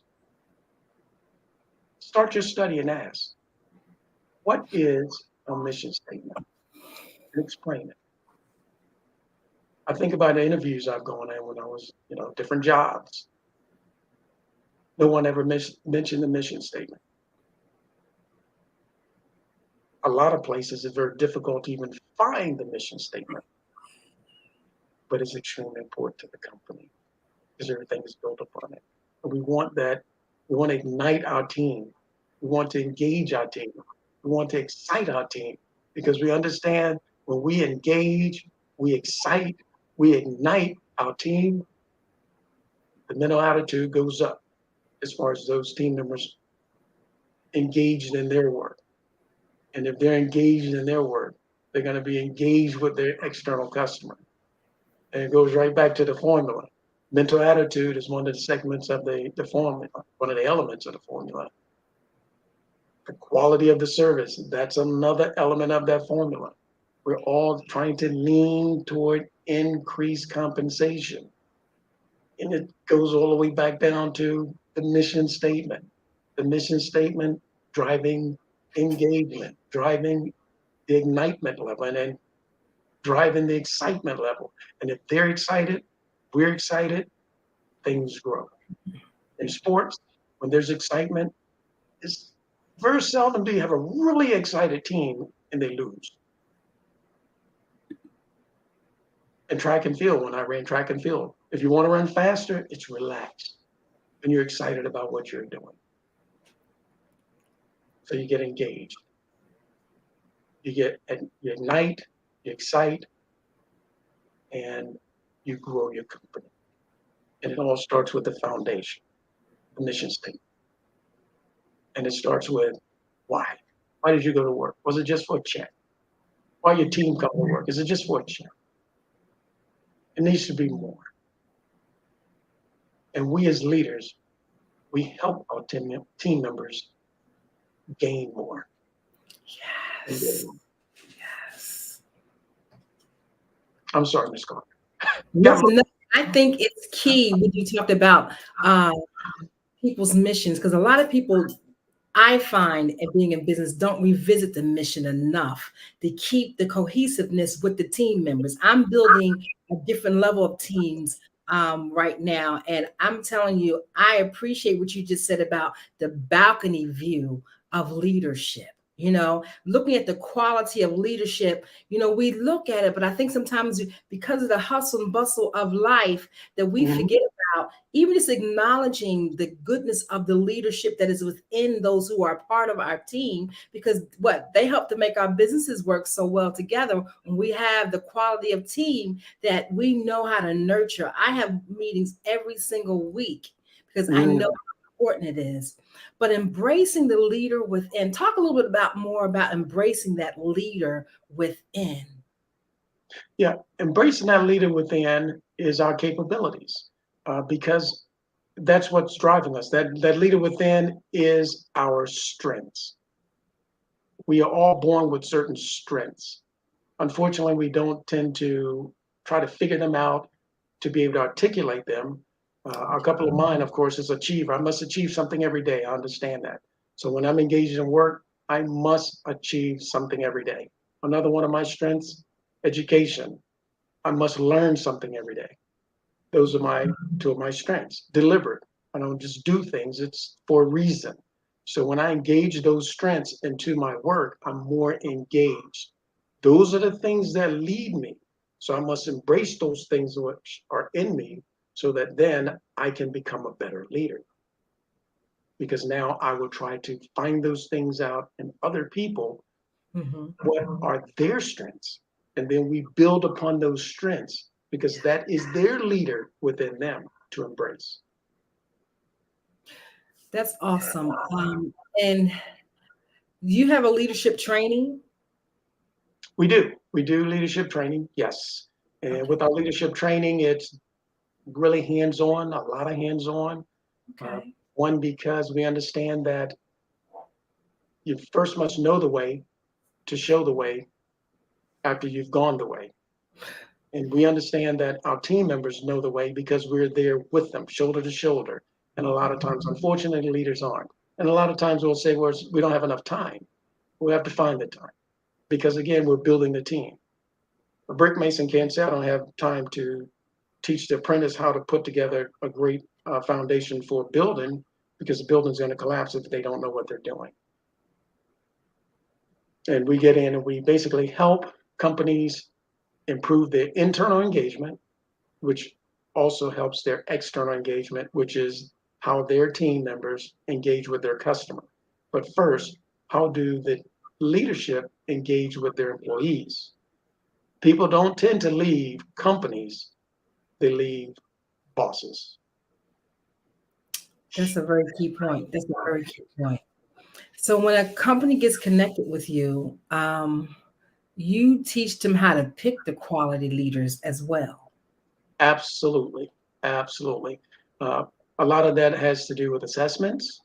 And is it very interesting? My wife is in the mental health industry, and also she deals with social services as far as human services.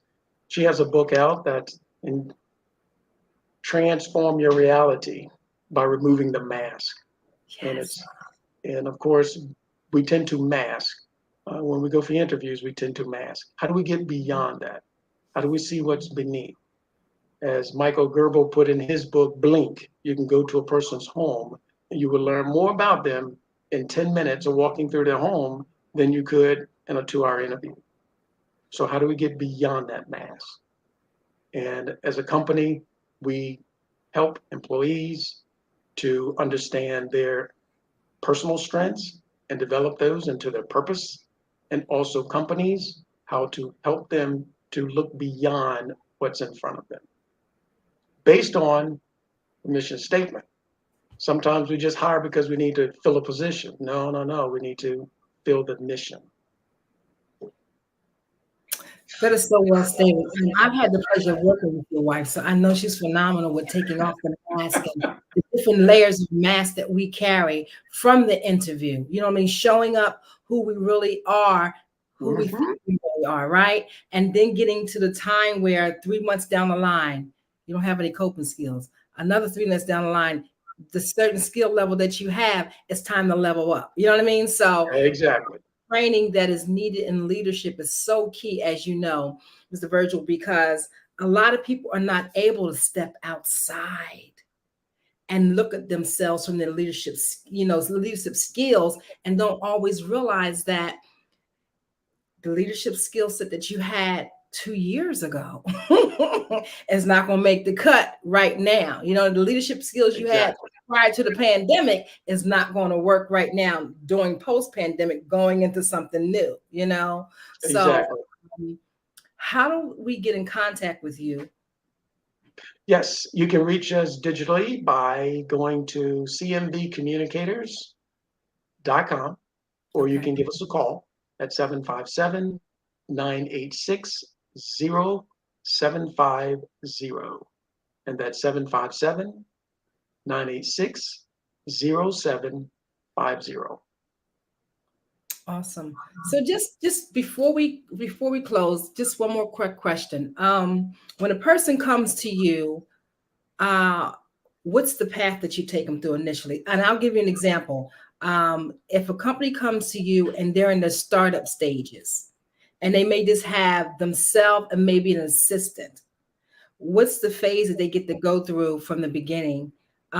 Just to kind of give us a little understanding, because I know a lot of the entrepreneurs listening right now, some of them in startup stages, some of them are definitely well on their way and have built their teams, but it'll make no difference what level you're at. We need to have qualitative leadership happening within the company. Exactly. So we first look at an assessment, like you said, 1 or 2 employees, to see that basically they work together innately as a team. Also, as far as the projections of goals, where you are now and what your projected goals are. And back to the mission statement, how is everything you're doing now, where there's only 2 of you, based on the mission statement? And we know it's based on the mission statement because you can quote it. Because every single thing you do, let's go to a book, and of course you can get it. It's called Start With Why by Simon Sinek. Everything starts with why. Does both employees understand why they're in business and what they're trying to accomplish? And looking at the equation, I'm looking at what they already have in place. They have their business. They're looking to make compensation. What service are they providing? What's the quality of that service? What is the quantity of that service? Mm-hmm. And then, of course, we call in if they have contacts to see what that engagement is like. If you call me on the phone and I'm representing my business, the first contact is that phone call. And you're going to assess a lot about my company based on that call. If you engage with us electronically, you're going to start formulating opinions based on how we engage with you. So we're looking at how that company is established, what they're trying to accomplish based on their why, based on their mission statement. And then everything is based upon that. And it's different. It depends on the company. Some companies are delivering products. Some companies are engaging with people. So it's a little bit different based on what they're supplying. Do you find that a business plan is definitely required? Do you help people build a business plan? Absolutely. A business plan to a business is a game plan to a team. I doubt if there are any NFL teams that come in on Sunday and they don't have a game plan. Mm-hmm. They have several, because if this doesn't work, we're going to do that. And if they do this, then we're going to do that. And the same thing with a business. That is the game plan for the business. Awesome. I just rewrote my business plan, I think, for the 6th time because, it grows. You know what I mean? You visit it and you see that you've checked off some boxes and you've accomplished some things, but it's progressive, and I don't think a lot of people fully understand what you just explained so very well. You have to have a game plan. A business plan is a game plan. If you don't have a game plan, how do you have qualitative leadership? It's back to the same thing. Yeah. Exactly. How do you get from point A to point B if you're traveling on vacation and you don't have a plan? I mean, that's GPS. That's basically your GPS for your business. Where you are versus where you're trying to get to is your business plan. Absolutely. Thank you for answering the questions today, Mr. Virgil. Can you give us again how to make contact with you? Because I know your services are highly needed And a lot of times we don't understand how important it is to improve engagement, not just to show up as the boss and the CEO, but the one who is reachable, the one who is touchable, the one who wants to engage with you and help build leadership all around the business in order to make it thrive and really have the longevity of success that we all truly desire. Exactly. To engage with us, you can reach us at cmvcommunicators.com. You can also call us directly and speak to us, and that is 757-986-0750. And that is so important what you spoke about, absolutely important, because with a two-person business, that is the foundation of that business, and everything goes in whatever direction based on those two. Awesome. Thank you so much. And tell your wife I say hello. And it's such a pleasure to meet you online. Thank you for all that you do as well. Genius is coming. You're welcome. And I'll see you on the other side. Thank you. You're welcome. The Black Business Expo's mission is to raise funds for high school seniors going to college or K-12 entrepreneurs. This expo is a fundraiser for students. You may now go to www.blackbusinessexpousa.com to donate to the scholarship fund or use the Cash App that's on the screen now. Here it is, $BBXUSA. Our goal is to give laptops and up to $5,000 to 10 students.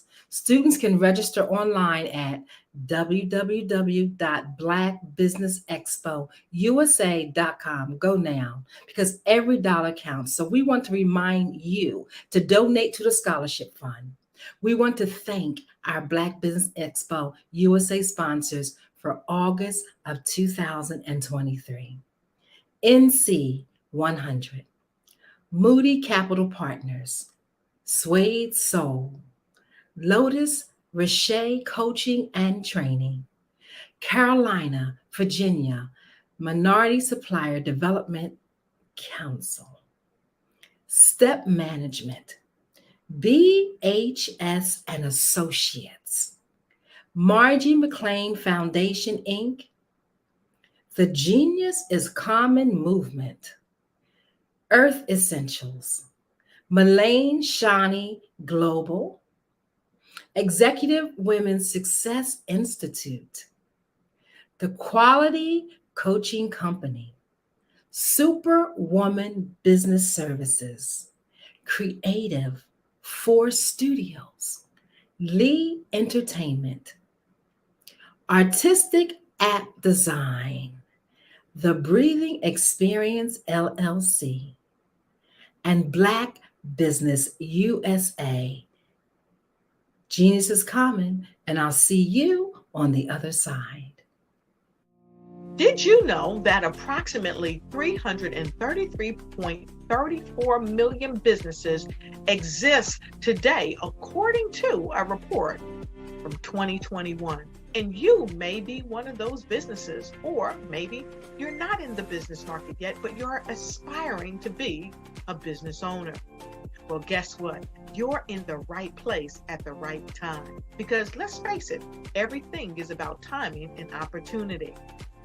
Hi, my name is Dr. Lotus Richer, and I'm the CEO and founder of the Lotus Richer Coaching and Consulting LLC, along with the Lotus Richer Ignite Show. 15 minutes of success with Dr. Lotus Richer, as well as books to boom your business and bring who you are. And today, I want to bring this amazing message to you about the Black Business Network and the Black Business Olympics. See, the Black Business Network and the Black Business Olympics is designed to help people just like you, that's right, that look like me, to take their business to the next level. Not just in your front yard or your backyard, but globally. The Black Business Network and Black Business Olympics is designed not to just help you survive, but to help you thrive. So join us today as we come together with businesses all around the world to support our students, our children, our young teens, our young entrepreneurs. What we do is we come together to help raise funds for students who are aspiring to be business entrepreneurs, who are aspiring and who are thriving in college. We endow them with a wonderful opportunity to gain scholarship of either a laptop or several thousands of dollars. And we invite you to help be a contributor to this amazing opportunity to help someone that looks just like you. So join us today at our website and let us connect with you and help you ignite and take flight in every area of your life on the Black Business Network and the Black Business Olympics. I'll see you on the other side.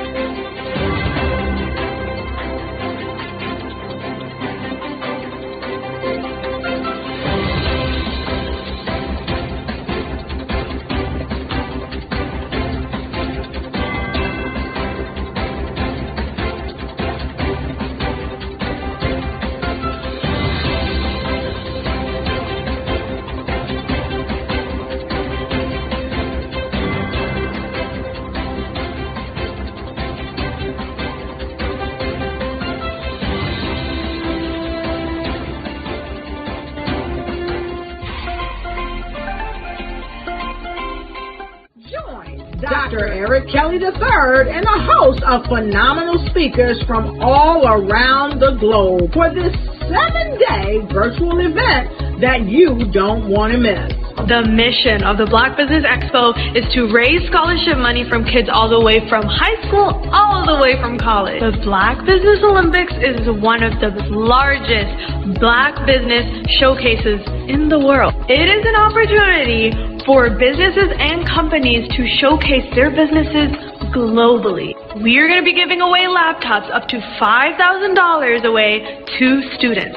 Again, I'm Olivia Appleberry, the founder of 2 Cents Finance and one of the speakers for the expo. I am so excited to see you there. For more info, go to www.blackbusinessexpousa.com or call 919-308-9090 and hope to see you there.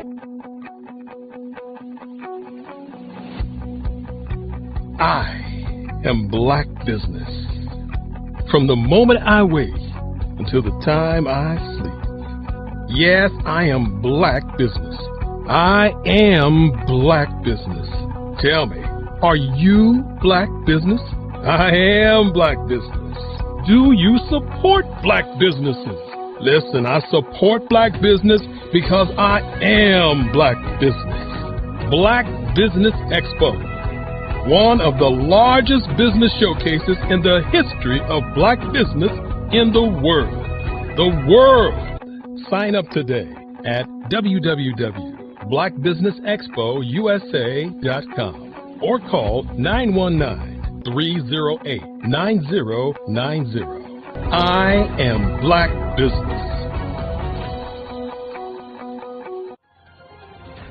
I am Black Business.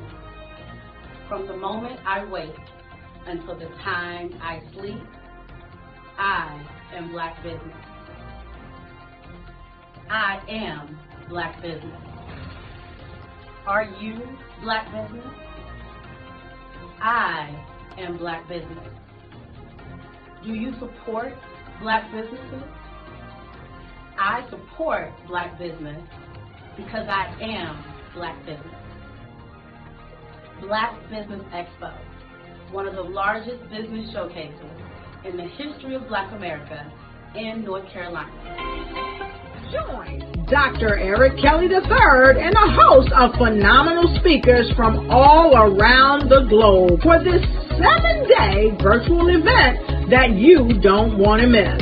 The mission of the Black Business Expo is to raise scholarship money from kids all the way from high school, all the way from college. The Black Business Olympics is one of the largest Black business showcases in the world. It is an opportunity for businesses and companies to showcase their businesses globally. We are going to be giving away laptops up to $5,000 away to students.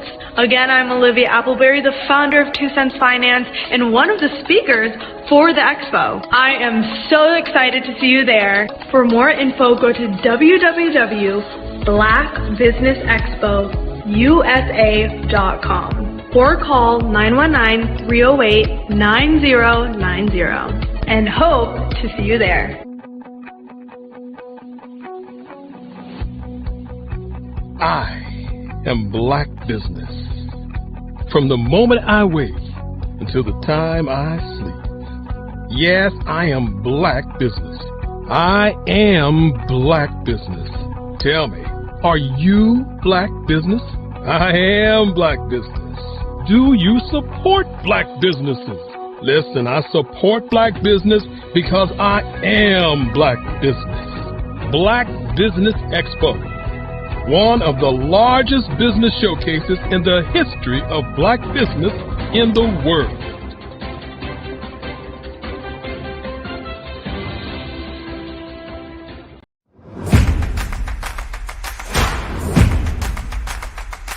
Ladies,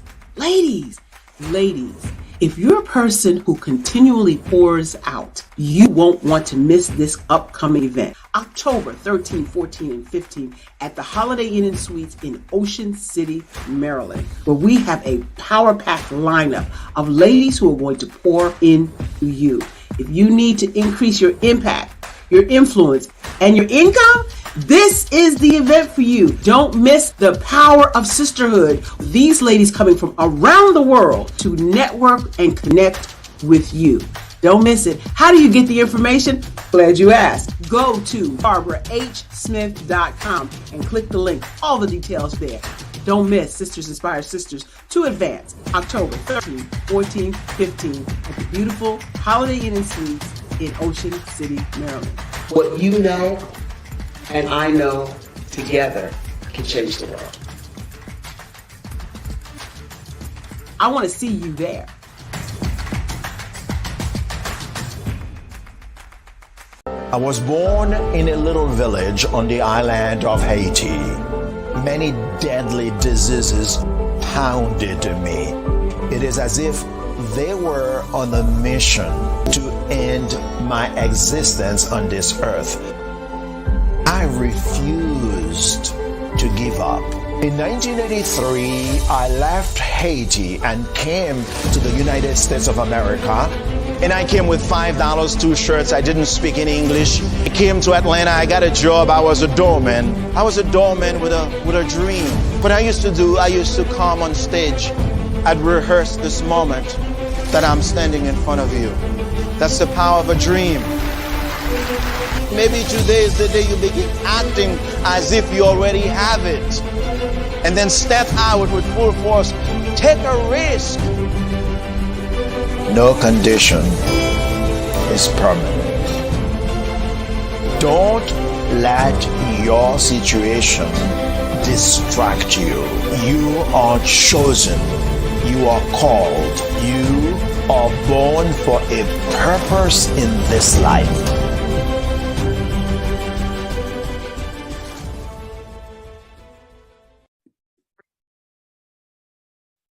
Hello, I'm Dr. Madeline Ann Lewis, President and CEO of the Executive Women's Success Institute.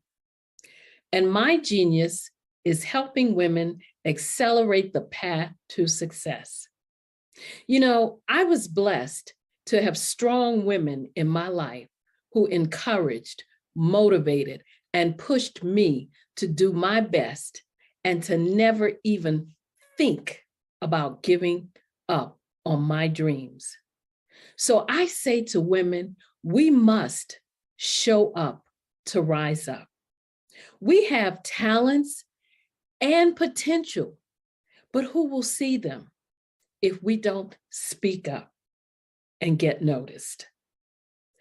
I know that women are a tremendous resource on this planet, and there is nothing more fulfilling than helping a woman tap into her full potential. I do this because I want to be a part of helping as many women as I can to show up, to rise up. I do this because genius is common.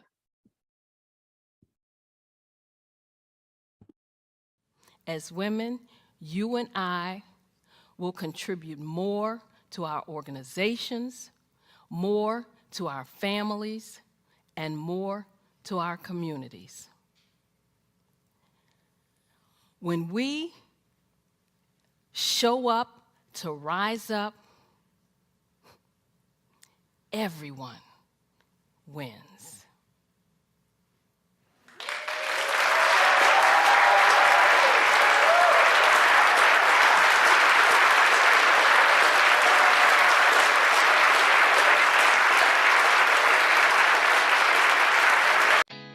Did you know women represent just 3% of Fortune 500 CEOs and less than 15% of corporate executives at top companies worldwide?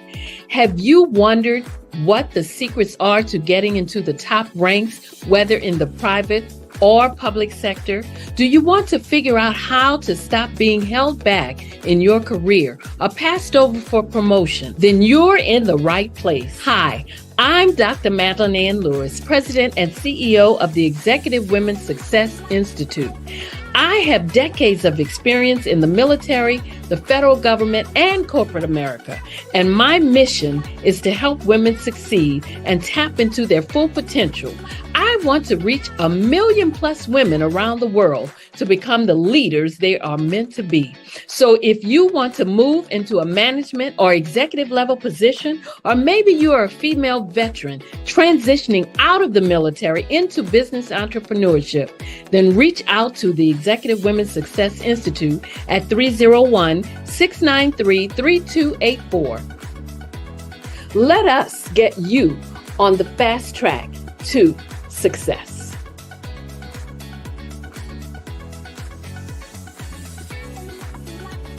I'm Ramon Ray, founder of Smart Hustle Magazine and smallbiztechnology.com.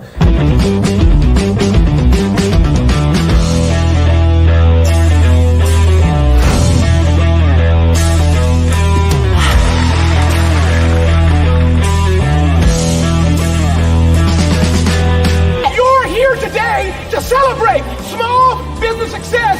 Stand up on your feet. You rocked the house.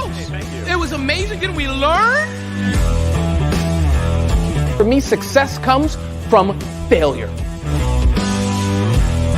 One thing not to do is shake somebody's hand like this.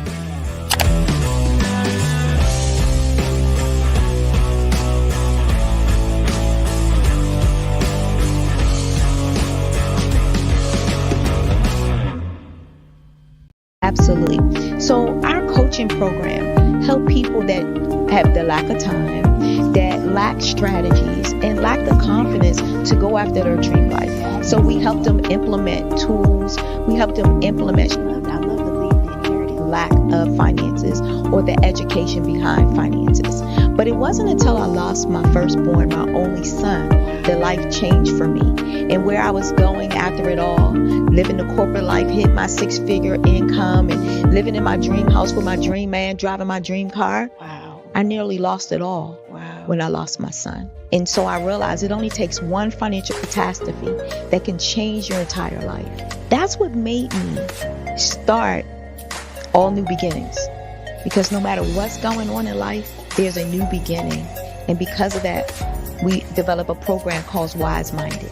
My little slogan is, don't just dream it, let's live it. If they want to connect with you or work with you, what is the best ways for them to be able to do that? Well, for my social media guru, you can connect with me on every single social media platform as Tanya T. Wise.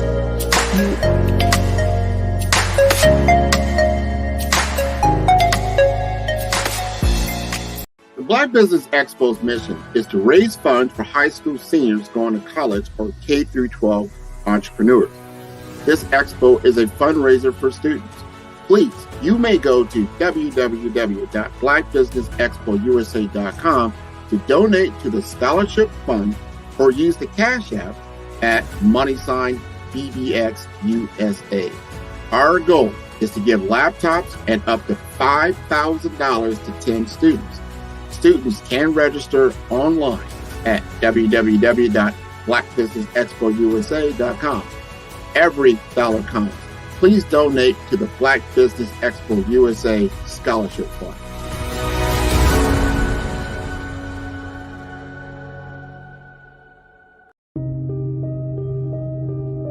The Black Business Expo is changing my life.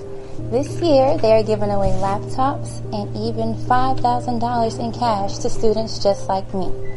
I'm Alexis, and I want to go to college to fulfill my dream of becoming an entrepreneur. Help the Black Business Expo going to www.blackbusinessexpousa.com and also becoming a vendor, a sponsor, or donating.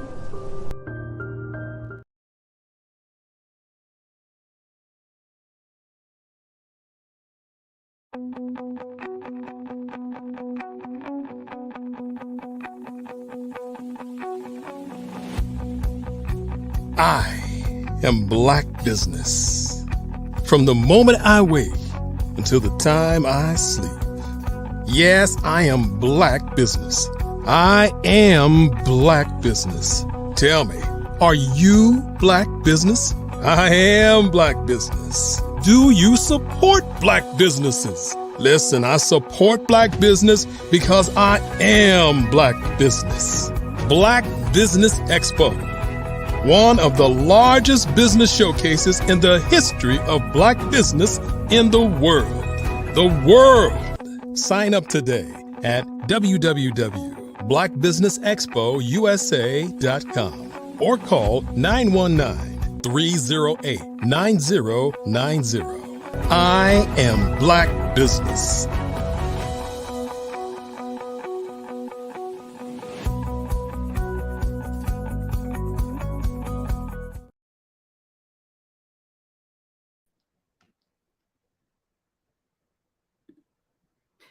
Great morning, business owners, entrepreneurs, thought leaders, and corporations. Welcome to the Black Business Network. I am your anchor today, Eliza Carter, emotional freedom practitioner and CEO of the Breathing Experience LLC. Visit me today at thebreathingexperience.com.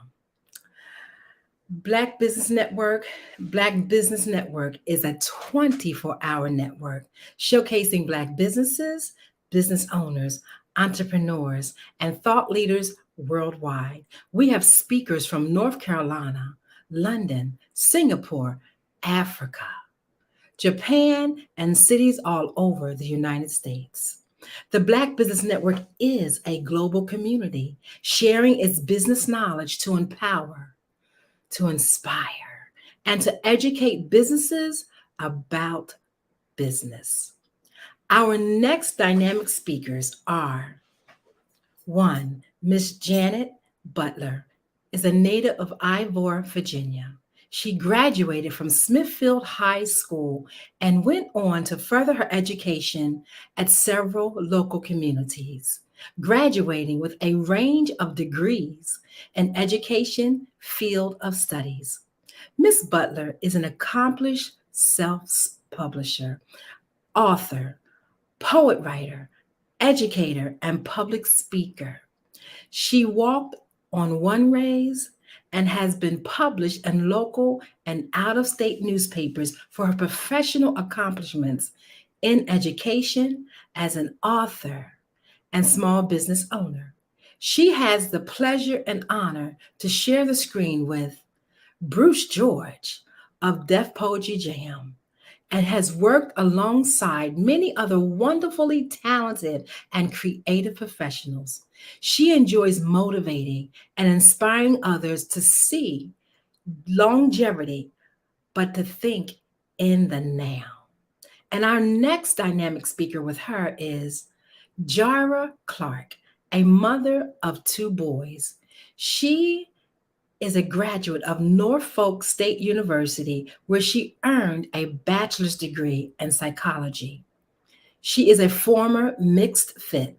From September of 2018 to February of 2019, she's a commit instructor and certified in first aid, AED, and CPR. She is a young, Black fit activist mother. Her purpose and goal is to help individuals realize that fitness is more mental than it is physical. Because Jara is also a writer, she used her gift to get the message across. And this is where BEATHE, Breathe, was born. She has taken the holistic approach to help her through her journey of modeling fitness and healthy food lifestyle. Welcome to the platform today. Ladies, how are you both? Good morning.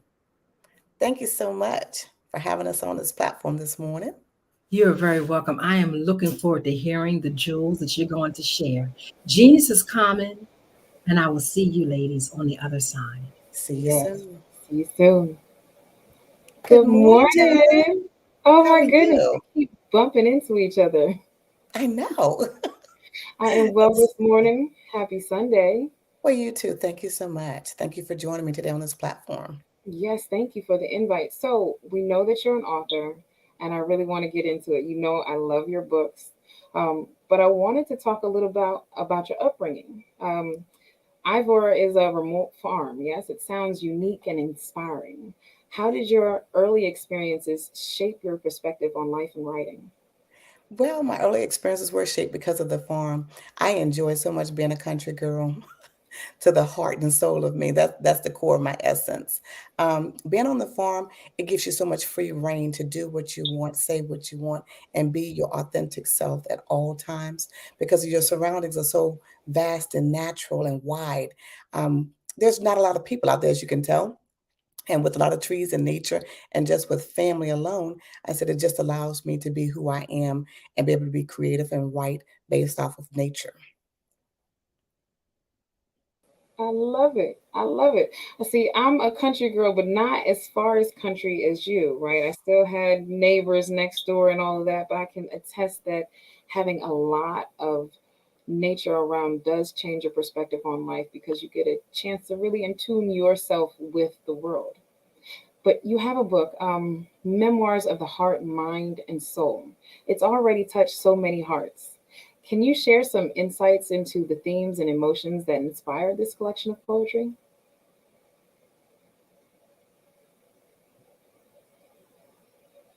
Uh-oh.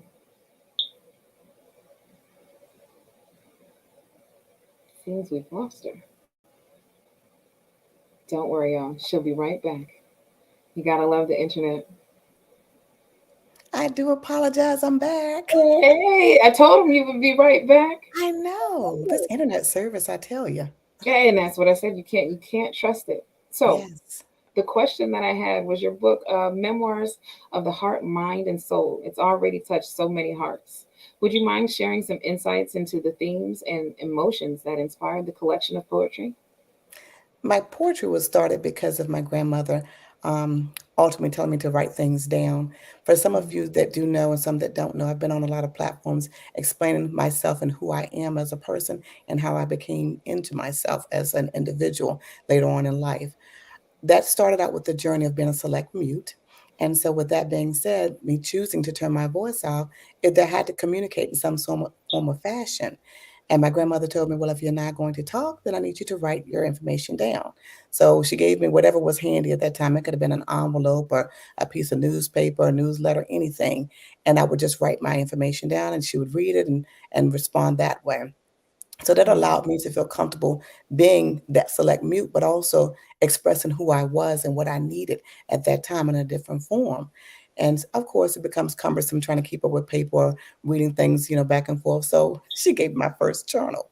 And I just started logging everything in there, and she would read it later on, or I would bring it to her and she would read the information, off of the paper that way. And I just had a lot of journals later on in life. And when I turned 18, I just became who I knew I wanted to be. It was that sense of freedom, that sense of legality, saying, "Oh, I'm 18. I have the autonomy to do what I want to do. I'm free." So those kind of things come to mind very quickly. You're reining back in. Of course, you had to go by law with a lot Right. of things. But just as an individual, I found myself writing a lot more and understanding what words actually meant and how I felt as a person to release those things onto paper. I would voice a lot of things. So a lot of things didn't even get on paper because I would speak to myself in my own private times or just say it out loud, or if I'm talking to a person with with the conversation, some things I just can't jot down at that particular time. But I just enjoy the journey. But there's one poem about the remote farm that I just love. And this one is titled, it's in my very first book. It's titled All in a Day's Work, Glory in the Morning, for it's a new day. Happy to see the sunrise, hearing the roosters crowing, waking me up to start my day. I spring to my feet, scuffle to the bathroom to splash water on my face. I feed the cows and take their milk. I feed the hens and take their eggs. Pick fruit from vines and trees, grapes, tomatoes, berries, apples, oranges, and cherries, filling baskets with nature's treats.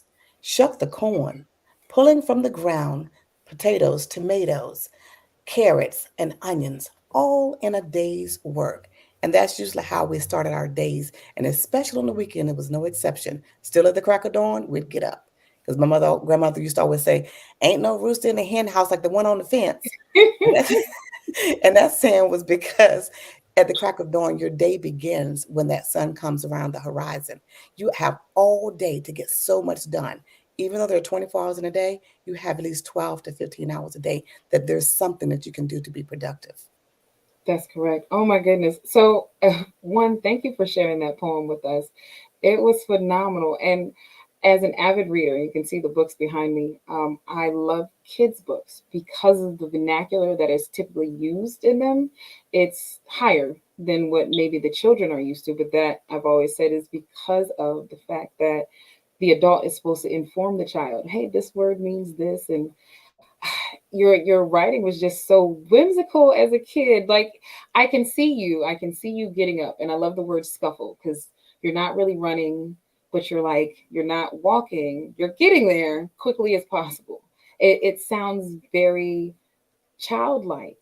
I can hear the youth and the innocence in your writing in that.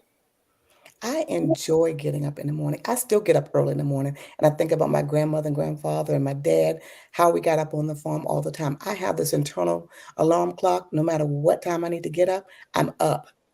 And I'm usually never late. And when I am, that bothers me because I like to be there early to prepare. I don't like to be rushed. I want to make sure there's time for error and there's time to correct those errors.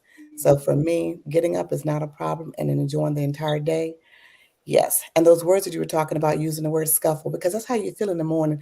You're happy to get up, but you're dragging because you just don't have that mojo. People have to get that coffee going. Me, I just got to get the engine warm. So for me, I Right. take my time, going around the house like I told you before, open up the blinds, let the sun come in and enjoying that moment.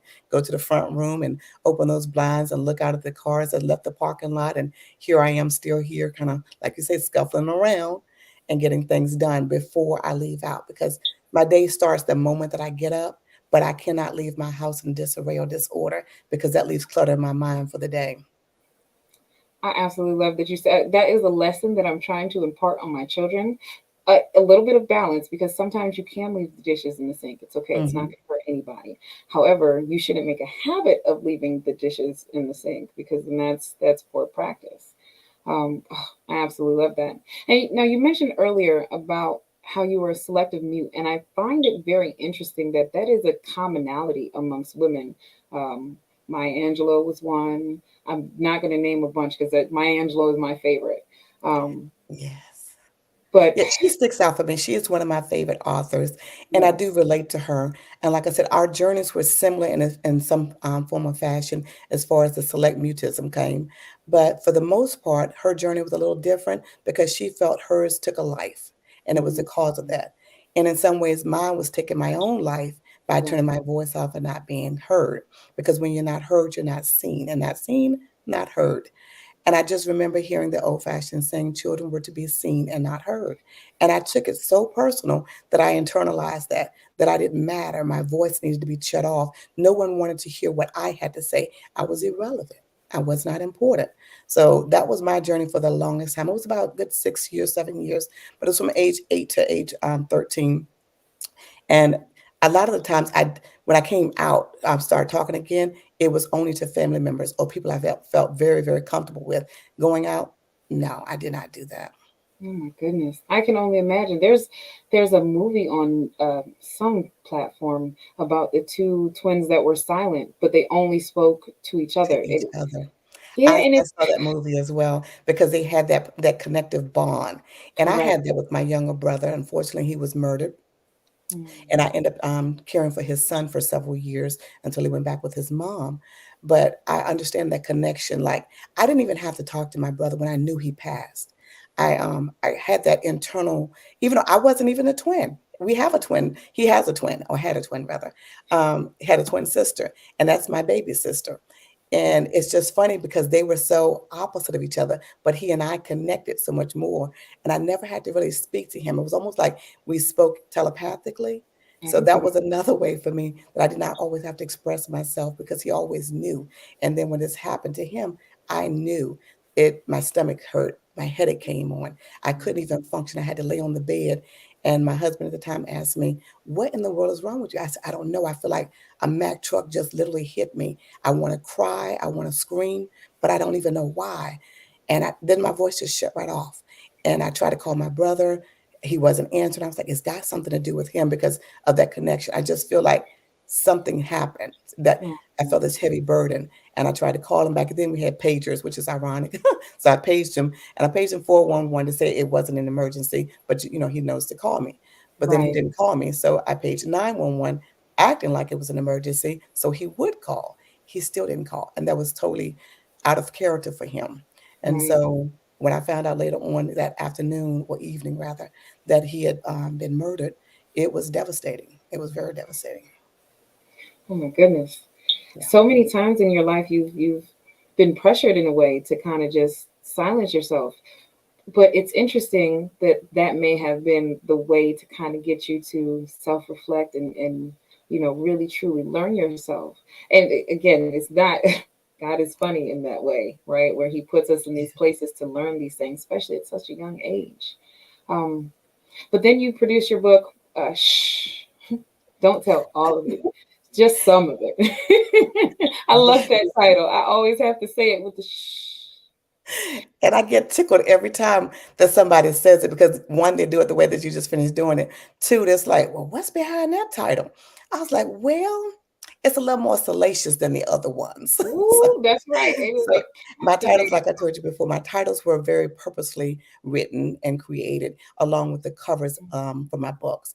I had to really sit and think about what I wanted to convey to the world, how I wanted to get my message across, both in the illustrations as well as in my words. But I needed it to pop before you even read the synopsis on the back of it. I wanted you to see it. That front cover, just like when you see me coming, you see the front of me before you see the back of me. Ooh. And so that was a big thing for me. So my covers, I've always told people, I said when I chose them strategically along with my publicist. And if you turn them opposite of each other, you'll Mhm. find the two faces on the left that were going one way. That was my first two books. The two faces on the right were my last two books. And I switched those. And when you put them in the categorical square or rectangle for this matter, they're all facing each other. And it's called the circle of life. Wow. Yeah. Oh, that's deep. So, but Oh, that shh, don't tell it all. That's what grandma used to say. What happens in the house stays in the house, so that's to right. speak. And that was a big thing for older folks back in the day because it was a form of respect, but it's also saying that, don't go out here and embarrass me. Don't show your hind parts because I'll have something for you when you get home. So it was to tell some of the things that happened so you can relate to me, but you also understand who I am as a person, as an author. But then also, there are some things that are just too personal that I don't need anybody to know or don't want anybody to know. I haven't opened that door for the public to see. I've opened it in other arenas privately for the people that matter and are, close to me, that have that communication, that connection with me. So they know those things behind me and know how to, walk with me in my truth. I love it. Now, your book, Quote Me from Mind and Heart, is about sharing wisdom and life lessons. Can you tell us some of the key messages that you want to convey through this work? The key message is this one is a funny book because it came from quotes my grandmother used to say. And we know grandmothers are so serious most of the time. And my grandmother was that person, but she's the matriarch of the family, but she had a bunch of children around her. So there were some times that she just had to be who she was. And that truth being some of those quotes that used to come out, and I'm like, where in the world did she get that from? Like, they don't even make any sense. Like, who in the world says from the root to the toot to the boot, please don't shoot? My grandmother. And then I got like the one that says, ain't no rooster in a hen house like the one on the fence. That's her. Because we're getting up at the crack of dawn and she's saying that rooster that's on that fence, that's the one that's not in the hen house being lazy, sleeping, letting the day pass by. He getting things done and he's waking up the community. He's making sure things are done in an orderly fashion. He knows when the sun rises. He knows how much time he has. And that's a leader. And that's who I choose to be. Oh, I love that. And see, I love that it's correlated with time because I teach my kids that Malcolm X told men, right, specifically, they should value their time the most. And that's why he wore a watch. So I always tell my son, is know your time, not because it's, time is irrelevant technically, but your presence matters. So you got to be where you're supposed to be on time because we need you. Absolutely. To me, it's a sign of respect. Respect me, respect my time, because I'm giving that time to you. I've set it aside. People are always talking about how busy they are. You're never too busy to make time for things that are purposeful and intentional for you. But when it's for you and about you, you'll always find a way. But when it's about somebody else, you often they put you by the wayside. So you have to respect you enough to say, look, my time is too precious and too valuable for me to be wasting it or setting it aside to give you this amount of time and I could be doing something a little more productive. And I look at my time as I always schedule things out. It doesn't always go as planned, but I have a plan in mind and I have things scheduled. So if you plan on talking with me or speaking with me or using my time, please don't disrespect me. All I ask you to do is use communication. They have so many forms of it. Everybody's walking around with a phone nowadays with them in their pocket, in their hand, buzzing in their ears. So there's no reason that you cannot pick the phone up to call me, text me, email me, drop a pigeon mail, some form of communication, just to let me know you're running late or we have to reschedule. But there's another quote in the book that I like to read. And this one's from the third book about Quote Me from a Heart, Mind, and Soul. And it's on page 26. The morning sun rises above you, so rise up. Life begins at dawn. Wake up. So not only are you waking up, I need you to rise up because you can lay in the bed and be awoke and get things done. Yes, but is it productive? So I want you to use every piece of that time. And the last one I want to read from that book is called The Day is Almost Over. Boxes still unchecked? That's okay. There's still tomorrow. Being you, being who you are, is often uncomfortable, but being who you aren't is miserable. And that's when I say walk in your Ooh. truth and be authentic. Be who you are. When I show up, I'm not trying to put on a show, a facade, or anything. I'm showing you the real me. I don't want to have to unveil anything later, unmask anything, or slowly let things slide by the wayside. And then when you finally see me, you're like, who is Wait. she? Or Right. I can't believe I like that person. No, because you're going to like me at the beginning, or you're going to hate me at the beginning, or you're going to grow to love me like, okay, she really is truthful. I'm not brutal by any means. But please, if you ask for my opinion, know that it's just that, my opinion. It is Right. not fact or foe. It is simply my opinion that you asked for. So I feel like you respected me enough to ask for it. I'm going to give you a respectful, responsible answer. Mm. I absolutely love it. And I love that you are taking these quotes from your life because Yes. I mean, my kid's godmother was phenomenal. She gives me these little knickknacks and she got me my quotable kit. So I do the same thing. I'm writing down the things that I'm like, what did you say? And I can't wait Absolutely. to later compile them and be like, here you go. This is remember who you are. These are the things that you said when you didn't even know the Who you power of were. what you were saying. You know what I mean? You Yeah. were just saying it because it felt right in that moment. And so that's why, so when I got a lot of things from my grandmother, it makes me think about all the quotes that she said. And I would always ask her because I was an inquisitive child, still inquisitive as an adult. So I don't try to ask questions just to be filling time or, like, oh, the sky is blue. Why is none of those frivolous questions? I want to make sure I'm making a point, drive it home because I'm engaged in the conversation. And I really want to understand you as the person who's communicating it with me. So I tend to ask a lot of questions. Some people are not, too keen on that and think I'm trying to challenge them. Not by any means. I'm not trying to challenge you. I'm just trying to get to understand where you are and what your thought process was when you thought about this. And so I would ask my grandmother, and she was okay most of the time answering those questions. But every now and then you got things you got on your list that you got to get done because you got 5 or 6 kids running around the house here and there, or your Right. grandkids, because your kids are grown and you're raising a third generation of children in this household. And so now you're kind of tired. You kind of want to release the reins to the children and, let them kind of take over because we were old enough. But I've learned so many life lessons. And I'm not that person to react. I'm more of that person where it says I'm an emotional person, but I think logically. So I respond logically because I give myself that time to reflect upon things. And I think those attributes, right? You as a phenomenal listener, an active listener, an engaged participant makes you a great educator. And you've had extensive experience as an educator. How would you say your role in education influences your approach to writing the themes that you explore in your books? It's interesting because I met a lady about 3 or 4 years ago. Two, matter of fact, two that have influenced in such a different way. One gave me the life lessons and saying, remember, you can't change the person. So you either meet them where they are and accept them for who they are, or you have to move a different way because it's not meeting your needs. And I just kind of like, no, no, no, I'm good. But I really had to come home and really think about it. And I called her later on that evening and I told her, I said, you know what? I said, you are so right. Like I'm giving and giving and giving, but it's not being appreciated or reciprocated. What part am I missing?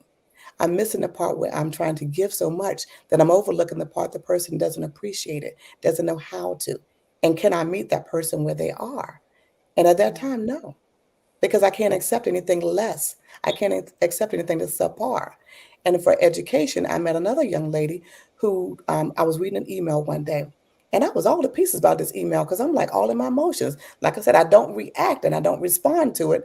I'm just all in my feelings. And I was like, oh my God, like I don't even know my job. I'm not doing this. I'm not.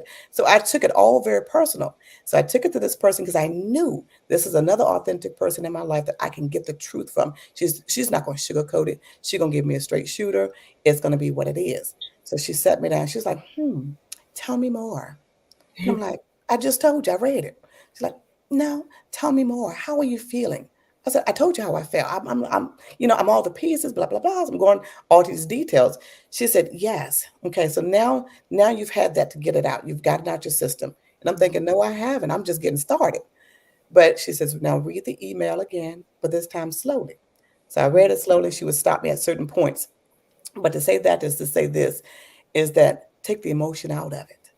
What is this person really trying to convey to you? What is it that they're looking for? What is it that they need from you? And I kept looking and reading and looking and reading. She was like, okay, I'm gonna go ahead on and finish typing this email up and I'm gonna ask you that in just a few more minutes. So think about that. So I'm kind of like ticked, like, okay, now you ignore me and set me up. I gotta respond. But I was like, okay, no, I can't respond because I'm in my emotions. I read the email, I took all the emotion out of it, and I even went to so far as highlighting the key points. And so I told her, and she says, and that's all they need. She said, forget about the rest of it because they couldn't convey it in just those simple terms. They had to give you all of it for you to get the nugget of it. And I said, okay. So every email that I read now and things that I hear, I'm really, really more in tune. So I would say things are life lessons, but I love the people that I surround myself with because even though the lessons are hard, I have to take it, I have to receive it, and I have to sit with it. And I just think about it and ponder over it. And I'm definitely an overthinker. So I still have to go back to that person and say, well, I'm looking at it from this point of view and from this lens, this perspective. And they give me a lot of insight. So I enjoy that, even though it's painful. I know I have to go through that process. I love you. You know I'm into fitness. So when you say pain is part of the process, I'm like, yes, yes, Yes, that's right. it It is. doesn't matter where the pain is. It could be mentally, it could be Exactly. emotionally, it could be physically. It is part of the process. Mhm. Everything that we have ever experienced in life says a rainy day will come. It's not Yes. if it's going And to I've come. also It known will you don't always have to prove it. Even though you're right in a lot of situations, or you come. think you're right, and you find the proof to be right, do you even want to be right? Does it really matter? Or is it your happiness that matters? Or even if you gave that person the information and showed them the receipts, as they call them, are they even going to receive that? So is it Right. worth you spending that amount of time on it? So I've chosen to, shift my energy and like, okay, well, I'm gonna let that go. Let you have that one because I know better. And the other day, I was like, I had a little downfall. So you're gonna have some back spirals too. Got That's right. another one of those emails. And I knew I was right because it was in print because I printed it out because it was your email. And I have to print them out so I can have a hard copy to write on. So I'm looking at the document, I'm Oh reading no. it, and it's only like 10 words, so it's not that hard and complex. Right. And I highlighted and I was like, okay, I'm sorry. I said, I don't mean to bother you with this email. And I get the point that I'm not supposed to do this. And I won't do that again. But this part right here, I'm having a hard time with because right here in your email on your card, you said I need to do X, Y, and Z. Did I Mm. not do that? Did I miss that? And the person never responded. So I let Right. it go. I said, you know what? I said, I did my part. I did what I was told to do, what was in writing. And I asked the question for clarification. I have to let it go. And I did. So I can smile again. There you go. I love it. Now, as an author, and you've written 4 books. I'm only on one and a half, right? It's the process. I haven't found that sweet spot. Can you walk us through your creative process when writing poetry? Like, how do you translate those emotions and experiences into a beautiful verse? I give it to you raw first, which is me. I'm the author. So I give it to myself completely raw, whatever it is on my heart, whatever it is on my mind, however it comes out, broken English or curse words, slang words, whatever it is, I put it on a piece of paper. And I go back and I just sometimes I put it in the pocket, I'll let it be and let it rest. But then other times I needed to really finish that piece up. So if it's speaking to me in such a loudness, I have to go ahead and, edit it at that particular time. And I look at it, I read it for what it was, I mean, in the raw state that it was in, and where do I want to go with this? What message am I trying to convey, and what audience am I trying to, convey that message to? Because your audience does matter. But most of the time, I'm writing for me because it's my form of therapy. So it's my self reflections. And in my last book, when I chose to write it with my brother, my daughter, and my niece, that's when I asked them to give their perspective. Since I was including so many authors, because some of the readers have kind of gained my trust and understand where I'm coming from. But now Right. I have incorporated 3 other individuals who have a different insight or a different perspective. So what are they going to think now with mine having a message, but nobody's understanding their message? So I wanted them to write their piece of poetry and put a blurb underneath. What was their perspective when they wrote it? What were they feeling? What were they thinking? And it was just a blurb. It could be a quote, whatever they were thinking, whatever they were feeling, but was reflective of that poem that they wrote. Ooh, I love that. So, as you see the art in the background, I love attending art and things where there is a person who created something. Because then you, as the observer, we get to come in and look and make our own aspect. But I like to come when the author or the artist is there and actually get to ask them, what was your perspective? What were you thinking when you created this? Because I like to see if I'm right or not. Exactly. I And want to see, know, did that's I why. get it? Yes. And that's the whole thing. You want to get that dialogue going. And that's why I read some of my poetry because I read it in such a way that the person that's listening, the reader or the listener, doesn't receive it the same way as when they wrote it, or I mean, when they read it. And it's more like, oh, I didn't see it from that point of view. And I've even put feelers out there to get a perspective of a couple of poems. And it was like, no, I didn't get that. Nope, thought you were mad about something. I said, really? This is where I was sitting in my mindset when I wrote it. And it was not projected towards anyone or anything. And it's Ooh. just like the hate that you give. And they really thought it was projected, even though it's talking about racist and racism, Mhm. it was talking about racism towards myself, internalized, loving me for who I am. being biased against my hips, my lips, my waist, the big bosoms, the hair, the A complexion, woman. being brown skin, all of those things. Do I hate myself? I actually love every piece of me, from all the stretch marks, everything else that's going on, having a baby. I love it all. Would I change any of it? No, because that would change who I am and where I've been, and it won't tell my story the way it needs to be told. I love that. And a lot of people want to what's that movie with Jim Carrey? Eternal Spot Sunshine of a Spotless Mind. They want to erase parts, forgetting that those parts were very integral in creating you as a person. Now, Yes. you were talking about Confessions from the Heart, right? The family affair of poetry. Yes. What was the collaborative process like? And then how did it impact the final outcome of the book?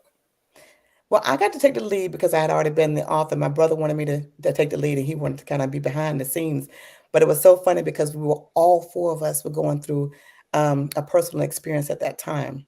And it happened on the same weekend, miraculously. Everybody thought everybody was having fun and doing their thing. Not so much. So I waited and tried to, since they hadn't called, I was just figured everybody was having fun. Let me not interrupt that with my little misery going on over here. So finally we get to talking. I was like, look, I got to break that. I got to call and find out. I was like, look, mine didn't go well. How did yours go? And then he told me, nope, didn't happen. And then our daughters beeped in, so we had to get off the phone. So we talked to our daughters, and it was so funny. We came back together. He was like, we got a FaceTime on this one. Blah, blah, blah, blah, blah. So when I say blah, blah, blah, it was so much personal stuff going on. And we had to laugh. And I said, you know what? I can't do this with y'all. I can't go down this rabbit hole. I'm going back to my writing. So I said, I suggest that you do that as well, because that's my therapy. That's my way of letting things out. So we started writing. And I would call my brother and he would call me, and it would be in the middle of the day. It could be at the latest hours. We had some good on paper. We wanted to share and we wanted to tweak it. And I said, look, I got so much going on this end. I need you just to keep on writing. Don't even try to edit anything. Just keep writing. And it was so funny because he would literally call me at 2 and 3 o'clock in the morning because he knows that I don't have a bed schedule. And I'm okay with that. And I would set certain alarms so I know who would be calling. So not many callers, but still I would know. I was like, okay, I got to answer that. It's my brother. And I was like, we got enough stuff to write a book. And he's like, I know, right? Let's do that.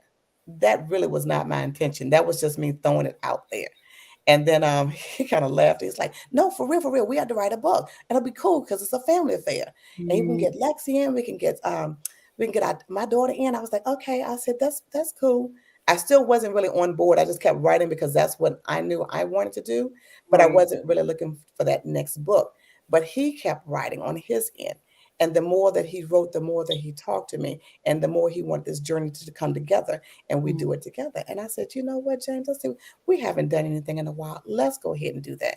And it was just like the heavens opened up. He's like, oh, happy. Tickle pink. And so it was a little bit to get my daughter and my niece on board, because I was like, no, I don't know, Auntie. I don't know, Mama. I was like, you know what? I said, when you don't know, that's probably the time to go ahead and jump in and do things. I said, don't let fear hold you back. I said, don't let the unknown hold you back. I said, I do not like change, but I fully embrace it. One, because I know it's going to happen with or without me. I choose for it to happen with me. And so that's how Confessions from Our Heart came about, because we had a whole lot of heart talking going on. So it sounds like not only are you a motivational speaker in the world, you are like the motivational speaker of your family, right? Yes. So Yeah, sometimes they come with some stuff and you be looking like, sis, are you kidding me right now? Like, I'm in a happy space. I ain't got time for this. Tell some, but James, you always have something to say. You always got something witty. You know what this, yeah. But I too run out. My engine is a little low here too. I said, what about my tank? Tell me some, I got you, what you need. I said, see, that's where you're wrong. Because you starting off, got to ask me what I need. Well, you're not listening to what I just said. So to that regard, how do you balance, right, the written word with the spoken inspiration? Because to have these gems and just fly off the handle at them, not all of them can you catch. I mean, because you in the last 5 minutes have dropped a bunch. I should have had pen and paper. And see, and that's how I learn in life too. Like I get so many nuggets. Like even the last interview that I was listening to on here just before we came on, it was so many pieces. I was like, oh my God, I don't have my little pad of paper, because I usually keep something to write with by me. But my problem with that is I don't have a neat handwriting unless it's intentional. So I tend to miss parts of the pieces. I'm like, okay, what was that letter? What was that word? That doesn't sound like what they said. Unless it's recorded, I can't go back to it.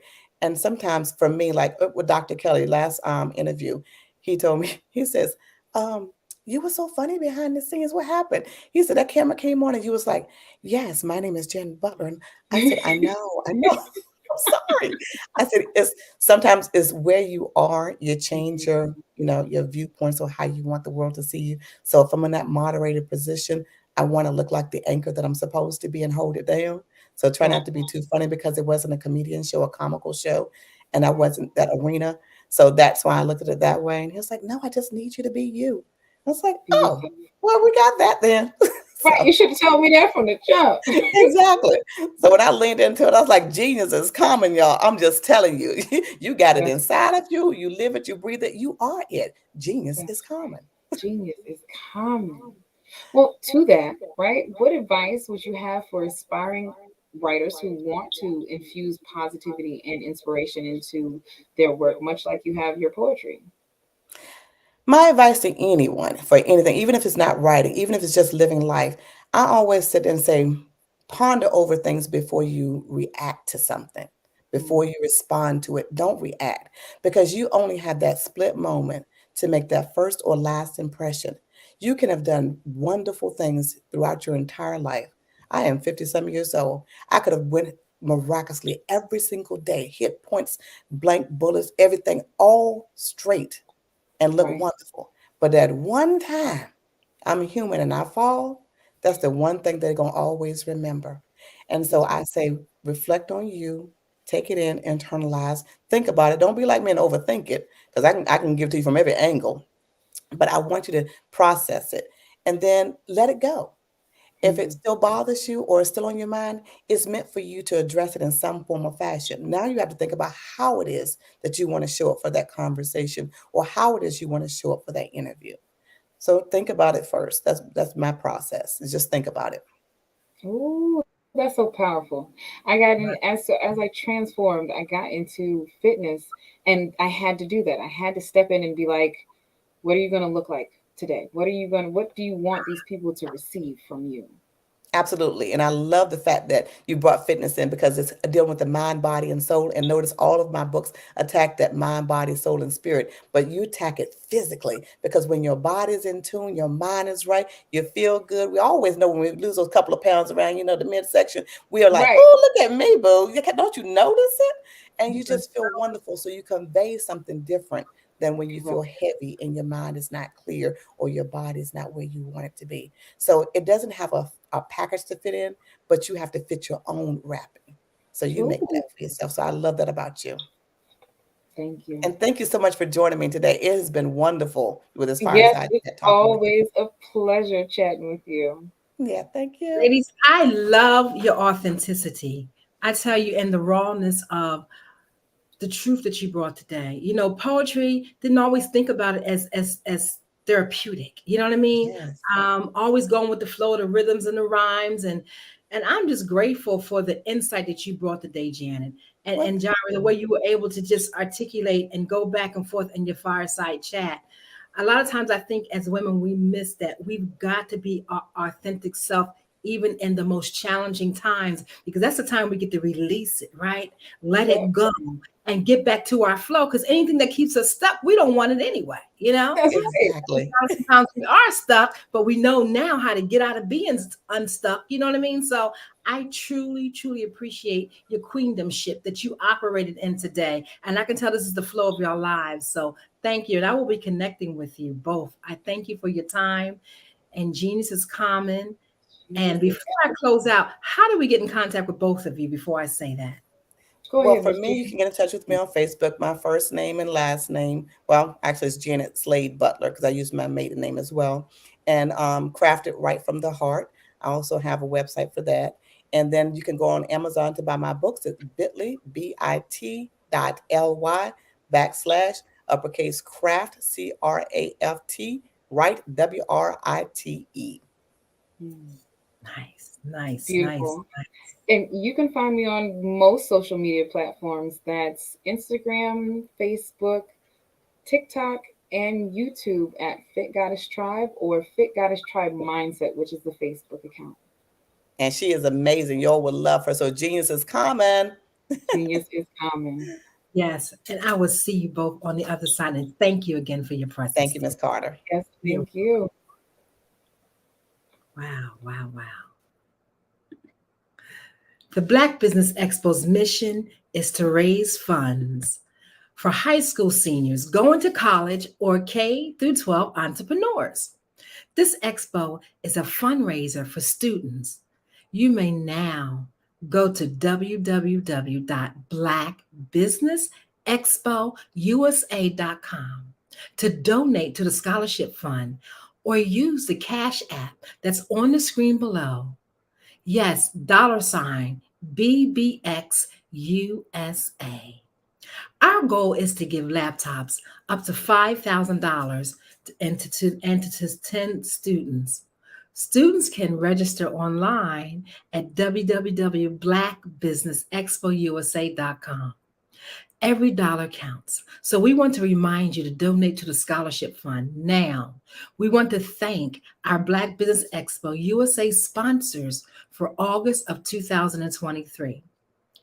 NC100, Moody Capital Partners, Suede Soul, Lotus Roche Coaching and Training, Carolina, Virginia Minority Supplier Development Council, Step Management, BHS and Associates, Margie McLean Foundation, Inc., The Genius is Common Movement, Earth Essentials, Malaine Shani Global, Executive Women's Success Institute, The Quality Coaching Company, Superwoman Business Services, Creative Force Studios, Lee Entertainment, Artistic App Design, The Breathing Experience LLC, Black Business Expo USA. For Genius is Common, and I'll see you on the other side.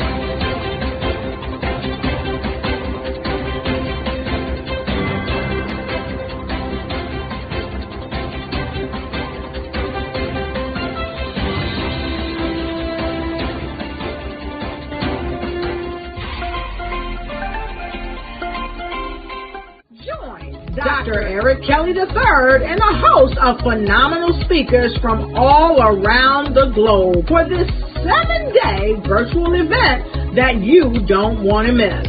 The mission of the Black Business Expo is to raise scholarship money from kids all the way from high school all the way from college. The Black Business Olympics is one of the largest Black business showcases in the world. It is an opportunity for businesses and companies to showcase their businesses globally. We are going to be giving away laptops up to $5,000 away to students.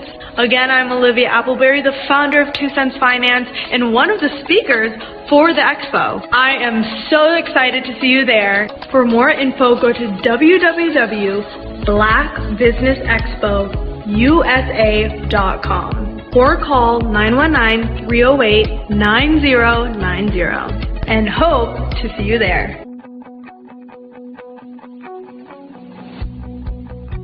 I am Black Business. From the moment I wake until the time I sleep. Yes, I am Black Business. I am Black Business. Tell me, are you Black Business? I am Black Business. Do you support Black businesses? Listen, I support Black business because I am Black Business. Black Business Expo, one of the largest business showcases in the history of Black business in the world. The world!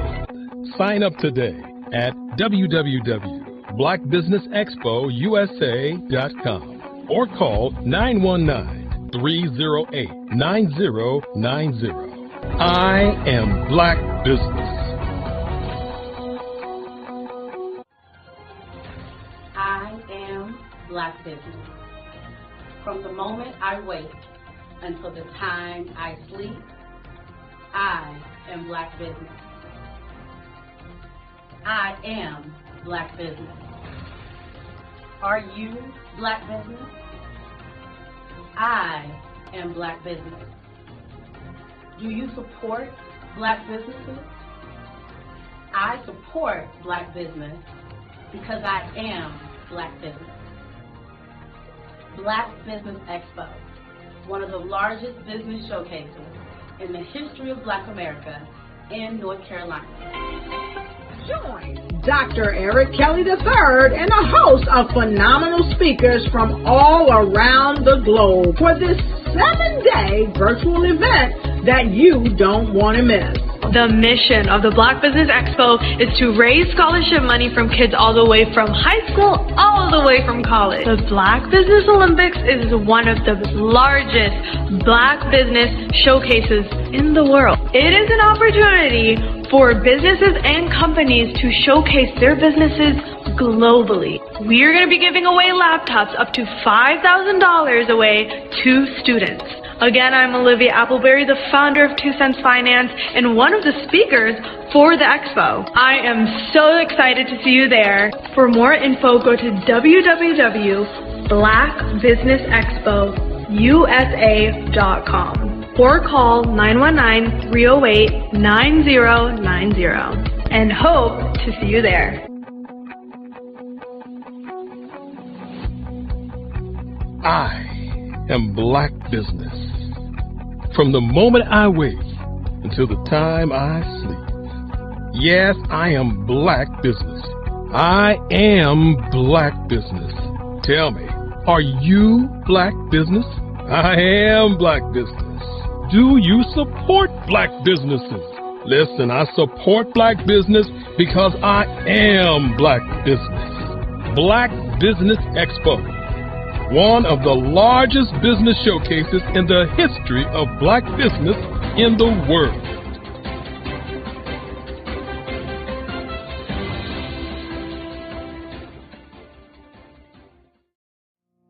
Did you know that approximately 333.34 million businesses exist today, according to a report from 2021? And you may be one of those businesses, or maybe you're not in the business market yet, but you're aspiring to be a business owner. Well, guess what? You're in the right place at the right time. Because let's face it, everything is about timing and opportunity. Hi, my name is Dr. Lotus Richey, and I'm the CEO and founder of the Lotus Richey Coaching and Consulting LLC, along with the Lotus Richey Ignite Show. 15 minutes of success with Dr. Lotus Richey, as well as books to boom your business and bring who you are. And today, I want to bring this amazing message to you about the Black Business Network and the Black Business Olympics. See, the Black Business Network and the Black Business Olympics is designed to help people just like you, that's right, that look like me, to take their business to the next level. Not just in your front yard or your backyard, but globally. The Black Business Network and Black Business Olympics is designed not to just help you survive, but to help you thrive. So join us today as we come together with businesses all around the world to support our students, our children, our young teens, our young entrepreneurs. What we do is we come together to help raise funds for students who are aspiring to be business entrepreneurs, who are aspiring and who are thriving in college. We endow them with a wonderful opportunity to gain scholarship of either a laptop or several thousands of dollars. And we invite you to help be a contributor to this amazing opportunity to help someone that looks just like you. So join us today at our website and let us connect with you and help you ignite and take flight in every area of your life on the Black Business Network and the Black Business Olympics. I'll see you on the other side.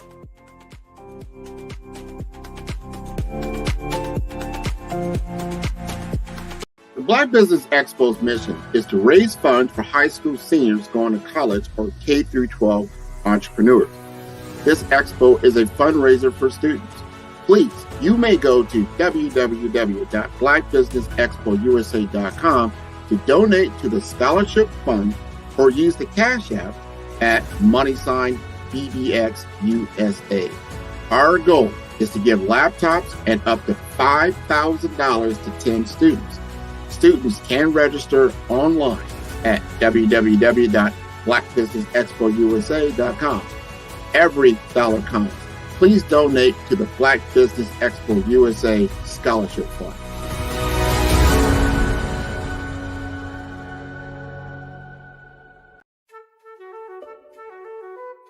This is Dr. Arnold T. Petsworth. He's the owner of Petsworth Vet World, a veterinary clinic in Hopton, Connecticut. His patients include dog, cat, frog, fish, Goldie, dog, and this alpaca. Due to doctor-patient confidentiality, we can't tell you their names.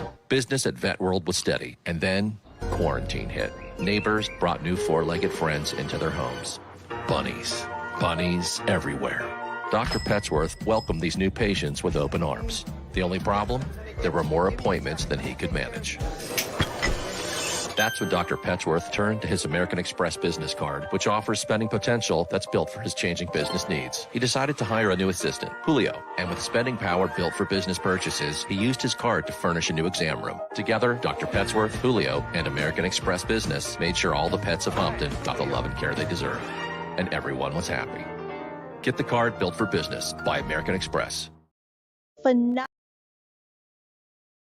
Phenomenal Tanya T. Wise, who is here from the great state of Maryland. Tanya, welcome and thank you for being with us today. Can you indulge our audience a little bit and tell them just a little bit more about who you are and what it is that you do? Well, I love being able to talk to people and have a magnetic attitude, being able to just show them. So I always like to say, level up is Coach at Tanya T. Wise here. So can you tell our audience, just give them a teaser about what your presentation will be about? So my philosophy is that we should all be living our dream life. So tomorrow I'm going to talk about how you start living your dream life. What are some of the things that you thought about in your childhood that you just kind of let go and dormant? Wow. And I want to reignite that and just give you some pointers and some tips, some tools, some strategies to be able to start living your best life now. And guess what, Wanda? And leave an inheritance for your legacy. Oh my goodness. Okay, I know that's resonating with a lot of people. I've heard that you have a dynamic coaching program. Can you tell us a little bit more about that? Absolutely. So our coaching program help people that have the lack of time, that lack strategies, and lack the confidence to go after their dream life. So we help them implement tools, we help them implement strategies, as well as give them resources so that they can live their best life now and leave that inheritance. Wow. Oh, I love that. I love the leave the inheritance part.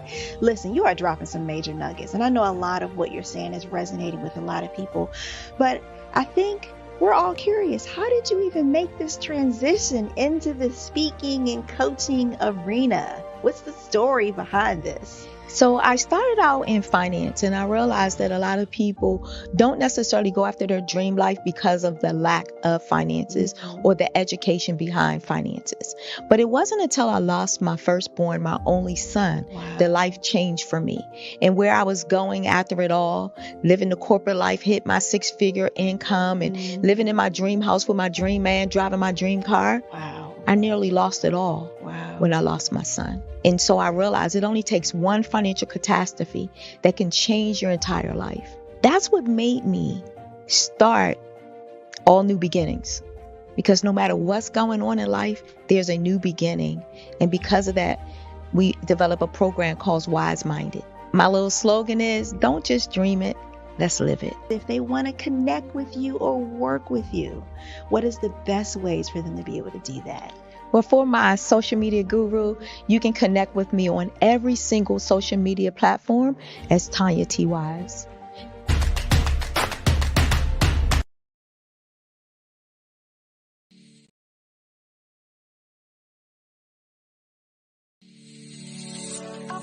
Did you know that our black dollar only lasts for 6 hours in our community? Yet other communities, their dollars last for 19 to 30 days. The Black Wall Street Nation. Black Wall Street Nation. Yes, that's why we created the Black Wall Street Nation. Black Wall Street Nation is a centralized directory available to all black businesses across the world. It was created for businesses like you, the ones that want to start and the ones who have a dream that have already started, such as businesses like Drop in a Bucket Productions, Valito Foods, Sugar Tea Branding Firm, All the Dazzle, Bun Cakeaholic, Miss Riot, and you. We'll have marketing, seminars, and some funding coming soon just for you.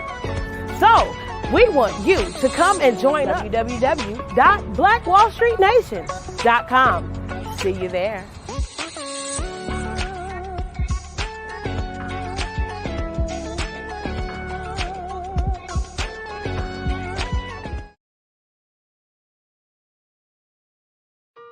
Hello, this is Israel, and I am CEO of Daydreams Interactive and author of Princess Planet.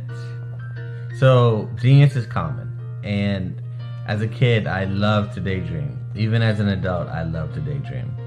And when my daughter became 6 and loved princess characters, but we just could not find the diversity that showed her, we created our own characters. So, for instance, you have Princess Nulu right here. Princess Nulu is from Uganda, and her genius is that she loves to take care of animals.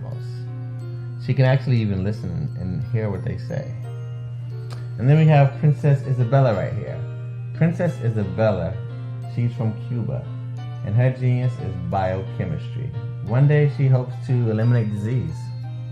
Then we have Princess Nia right here, and Princess Nia is based off of my daughter, and she wants to be the greatest dancer alive. So that's her genius. So what's your genius? My genius is my imagination. Genius is common.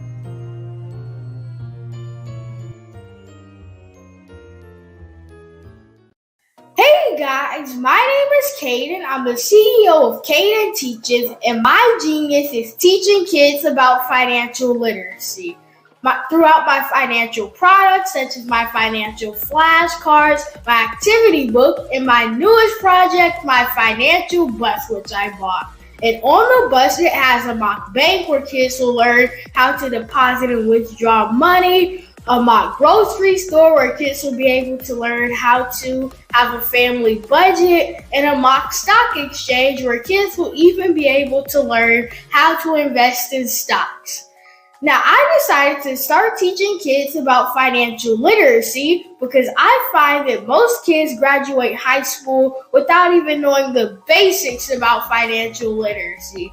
And I feel if I were to teach kids about financial literacy, that I would be able to help kids tap into their genius. And I actually learned about financial literacy to my dad because I would go to business meetings with him, and I would always see that they were talking about financial literacy. And at that point, I didn't understand what financial literacy was. So I took it upon myself to learn about financial literacy and teach it to kids in a way that they could understand. But I want you guys to help me help kids tap into their genius, by going to my website, cadenteaches.com, and you can sew into me and my financial bust by going to my GoFundMe link. And remember, if Caden can, you can too, because genius is common.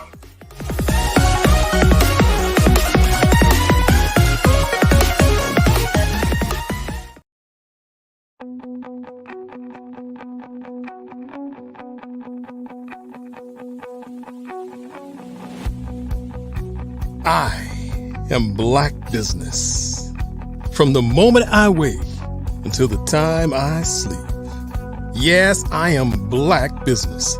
I am Black Business. Tell me, are you Black Business? I am Black Business. Do you support Black businesses? Listen, I support Black business because I am Black Business.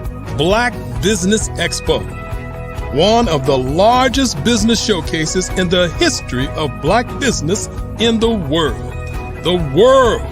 Sign up today at www.blackbusinessexpousa.com or call 919-308-9090. I am Black Business.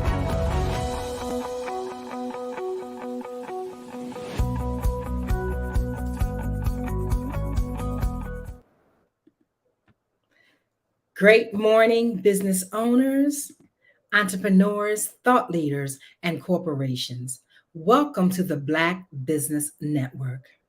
I am Eliza Carter, known as the Emotional Freedom Practitioner and the CEO of the Breathing Experience.com.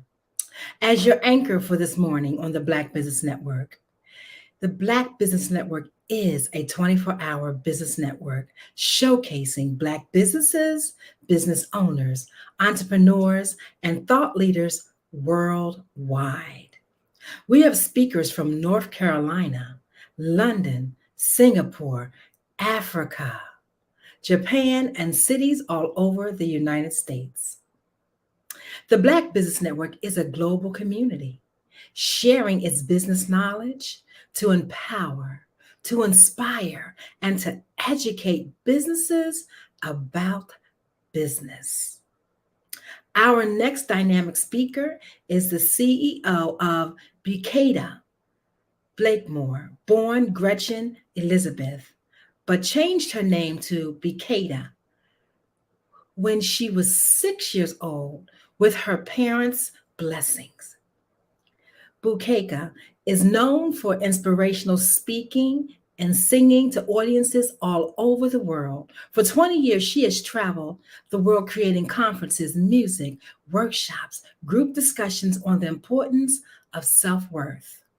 She is an entrepreneur in the travel industry, and the company is Travel Bukeida Style, and was part owner of the media company Fabutainment, TV on Roku, Android, and Amazon Fire Stick. Later, she and Eugene co-founded the Fave Unite TV in 2016. She described herself as a powerful creator in the universe. Welcome to the Black Business Network. And how are you today?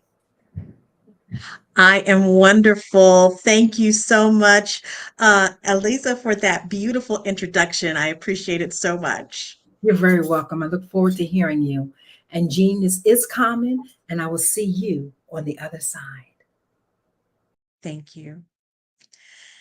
Hello, everyone. Greetings from the Kansas City area. My name is Bukeida Blakemore. I am the CEO of Fave Unite TV. And I appreciate so much the Black Business Network for having me here today. Thank you for creating this amazing platform so that we can actually express and have a place to showcase the genius that is so prevalent in the Black community. So yes, I am the CEO of Fave Unite TV. Fave Unite is an OTT streaming platform that expresses and showcases content from across the African diaspora and indigenous culture everywhere. FAVE stands for Fans, Artists, and Venues. And what we have done is created a unique way for fans to engage in unique content that comes from all over the world. I want to just really get a little personal with you to tell you why this particular platform of streaming exists. So, as noted in the introduction, I am a singer and songwriter, have been for years. I've had 4 albums produced. A lot of it is inspirational music, music that touches the soul. My passion is to use the power of my voice to move hearts and touch souls and be a positive vibe in humanity. And as an artist, that's what we love to do. We love to be able to touch the hearts of people, to strike a chord with individuals and allow that music and the artistry to connect one another. Now, the industry, the entertainment industry, is an interesting platform to be in, an interesting career choice because it is very dynamic. We all have creative genius, correct? And we all have a way of being creative in the world. And so the entertainment industry is filled with content creators. And as the industry unfolds and people are entering into it with their creative genius, it can be an interesting journey. And we all have our desires as to how we want to show up in that way. We have those experiences of seeing those individuals filling up stadiums and so forth, and those individuals that are sitting in coffee houses. One of the things that was always intriguing to me is how to create an experience for the artist that is dynamic, that they can be seen and heard. And as we have entered into this massive social media experience, sometimes those voices, that creative genius can get drowned out. And so there became a passion within me to use the power of my voice to create experiences, platforms, opportunities for artists to be heard, to be seen. So I went on a journey. I went on a journey of talking to various artists, talking to different organizations, just to find a way to make this happen. Well, ultimately, I met someone who I absolutely love and adore. I met my husband, Eugene Blakemore. And when we got together and started talking about this topic, we put our heads together, wanting to see what the problem is and how can we be a part of the solution. Along comes my son, Delbert Eugene Scholes Jr., who has obviously seen me grow up in all of his life, being an artist, being a singer-songwriter, and finding a way to carve my path in this massive entertainment industry. And he, on his journey in marketing and actually chemistry as well, and finance, came up with a concept. And so that is how FAVE was born. Fans, Artists, and Venues. Now, it actually began as a concept with social media. But as we began to develop and grow, and as technology began to develop and grow as well, we decided to begin our streaming platform, FAVE Unite. Fans, Artists, and Venues United. I am so proud of this company because it is family run. We have my son as our chief marketing officer, my husband, Eugene, who's the chief financial officer. We've also brought in my brother, Terry Lewis, who is an amazing chief technology officer. And then we have my beautiful daughter. Her name is Tiffany, and she is our executive admin. And then we brought in a couple of other amazing people. And though we aren't related by blood, we are definitely related in sisterhood as well as our genius. Enolia Foti, who is our Chief Content Officer, as well as Christina Konya as our Chief Operations Officer. We're a tight-knit group. We believe in the ability for the melanated people of the world to have a voice. Because you see, especially in the entertainment industry, there is a narrative that is told that is not ours. And so we felt that there was a compelling argument to make sure that there was a platform that could speak to the true narrative, that could tell the story of who we are, that could be a bridge for those artists and venues who need a space. And we want to provide that space. We know that there are people around the world that want to see the content that comes from the African diaspora, that comes from indigenous culture, that comes from those stories that are not told. And so therefore we have Fave Unite TV. What I love about this experience is that it is an experience. It's one where people can venture into Fave Unite TV, the Fave Unite TV world, and experience content in a new way. We also are extremely excited to have beautiful strategic partners. The first one is UNESCO Creative Cities Kansas City. Let me tell you a little bit about that organization. UNESCO Creative Cities is basically a branch of the United Nations. UNESCO stands for United Nations Education, Science, Culture Organization. And so cities around the world have been designated in particular areas: music, film, gastronomy, media, design. And Kansas City, Missouri is the UNESCO City of Music in the United States. We are the only one in the United States, and I proudly serve as treasurer of that organization. So one of the things that we do in UNESCO Creative Cities Kansas City is to highlight the musician.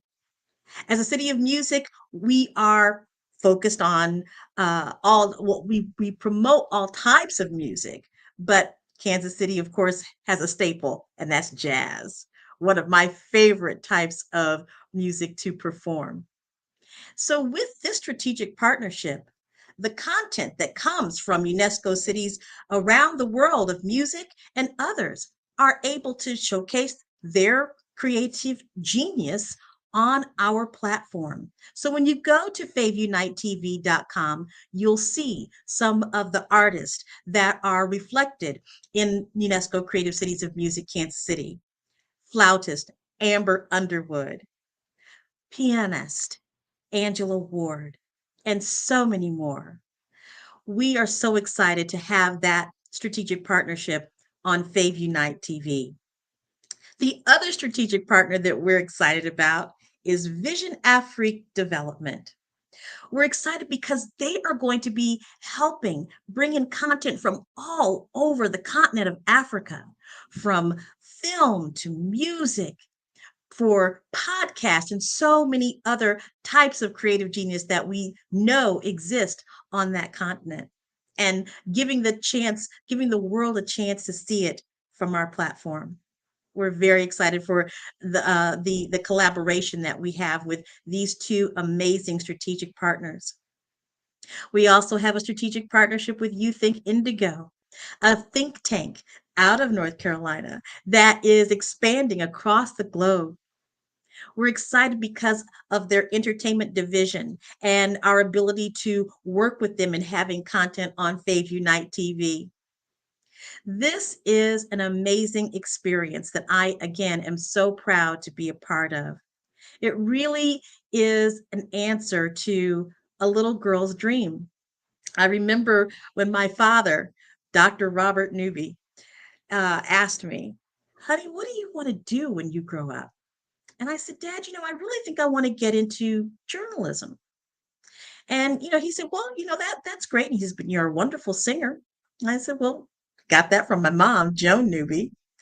And so I entered into my adult world as an artist. But in the back of my mind, there was always that desire to have a media company.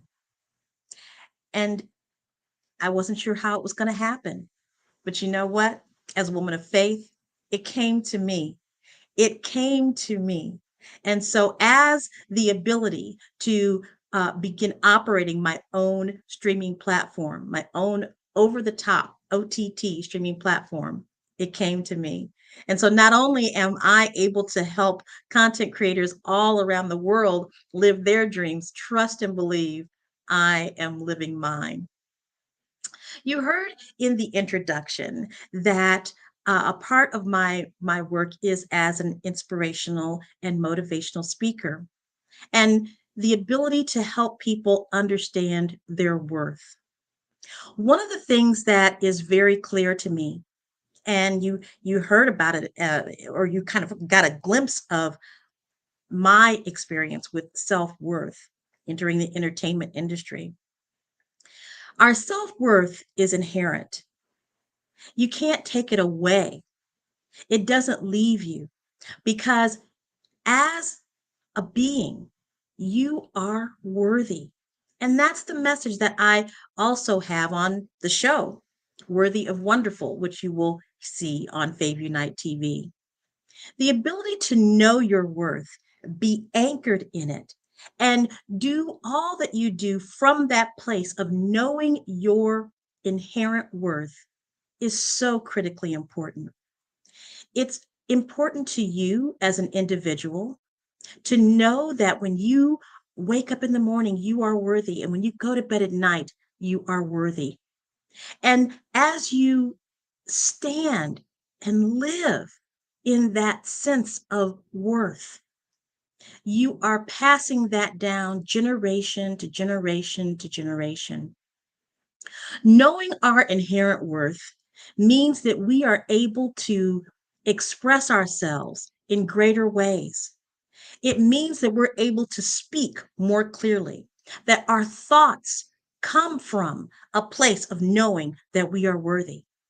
We are worthy of having a healthy body. We are worthy of being financially free. We are worthy of having the life experience that we desire. We are worthy of living wherever we want to live in the world and being all that we can be while we're here. So, as I step into this experience of being a chief executive officer of Fave Unite TV, I step in knowing my worth, knowing that this concept and this idea is worthy of being, that this concept of bringing people together, fans, artists, and venues in a dynamic atmosphere is worthy of being, because I am worthy of being. The other thing that you may have picked up on is that as a Black woman in business, in the entertainment industry or whatever, that's also a very interesting road. It's interesting because, you see, we are often disenfranchised when it comes to the world of, as you saw in some of the advertisements, that we are disenfranchised when it comes to finances, education, and certainly entrepreneurship. And so it's important as a Black woman that I stand for Black entrepreneurship and that I stand for Black women in entrepreneurship. Because we have something to give, we have something to say, and we have something to market. Our ideas, our concepts, our inventions are extremely important to the world.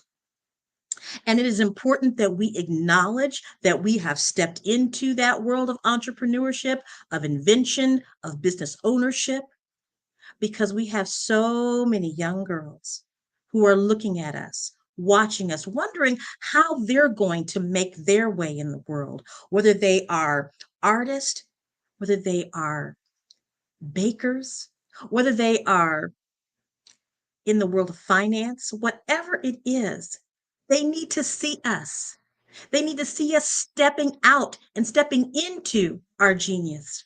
They need to see us being bold, proactive, creative, industrious, and competitive. So I am very excited to be a Black woman entrepreneur. And I'm excited that there are more and more platforms that give us space to share that information. And that one of those platforms is Fave Unite TV. So I'm going to be really candid with you right now. We are looking for content creators. We are looking for people that are looking for a place to have their works known, for their creative genius to be seen.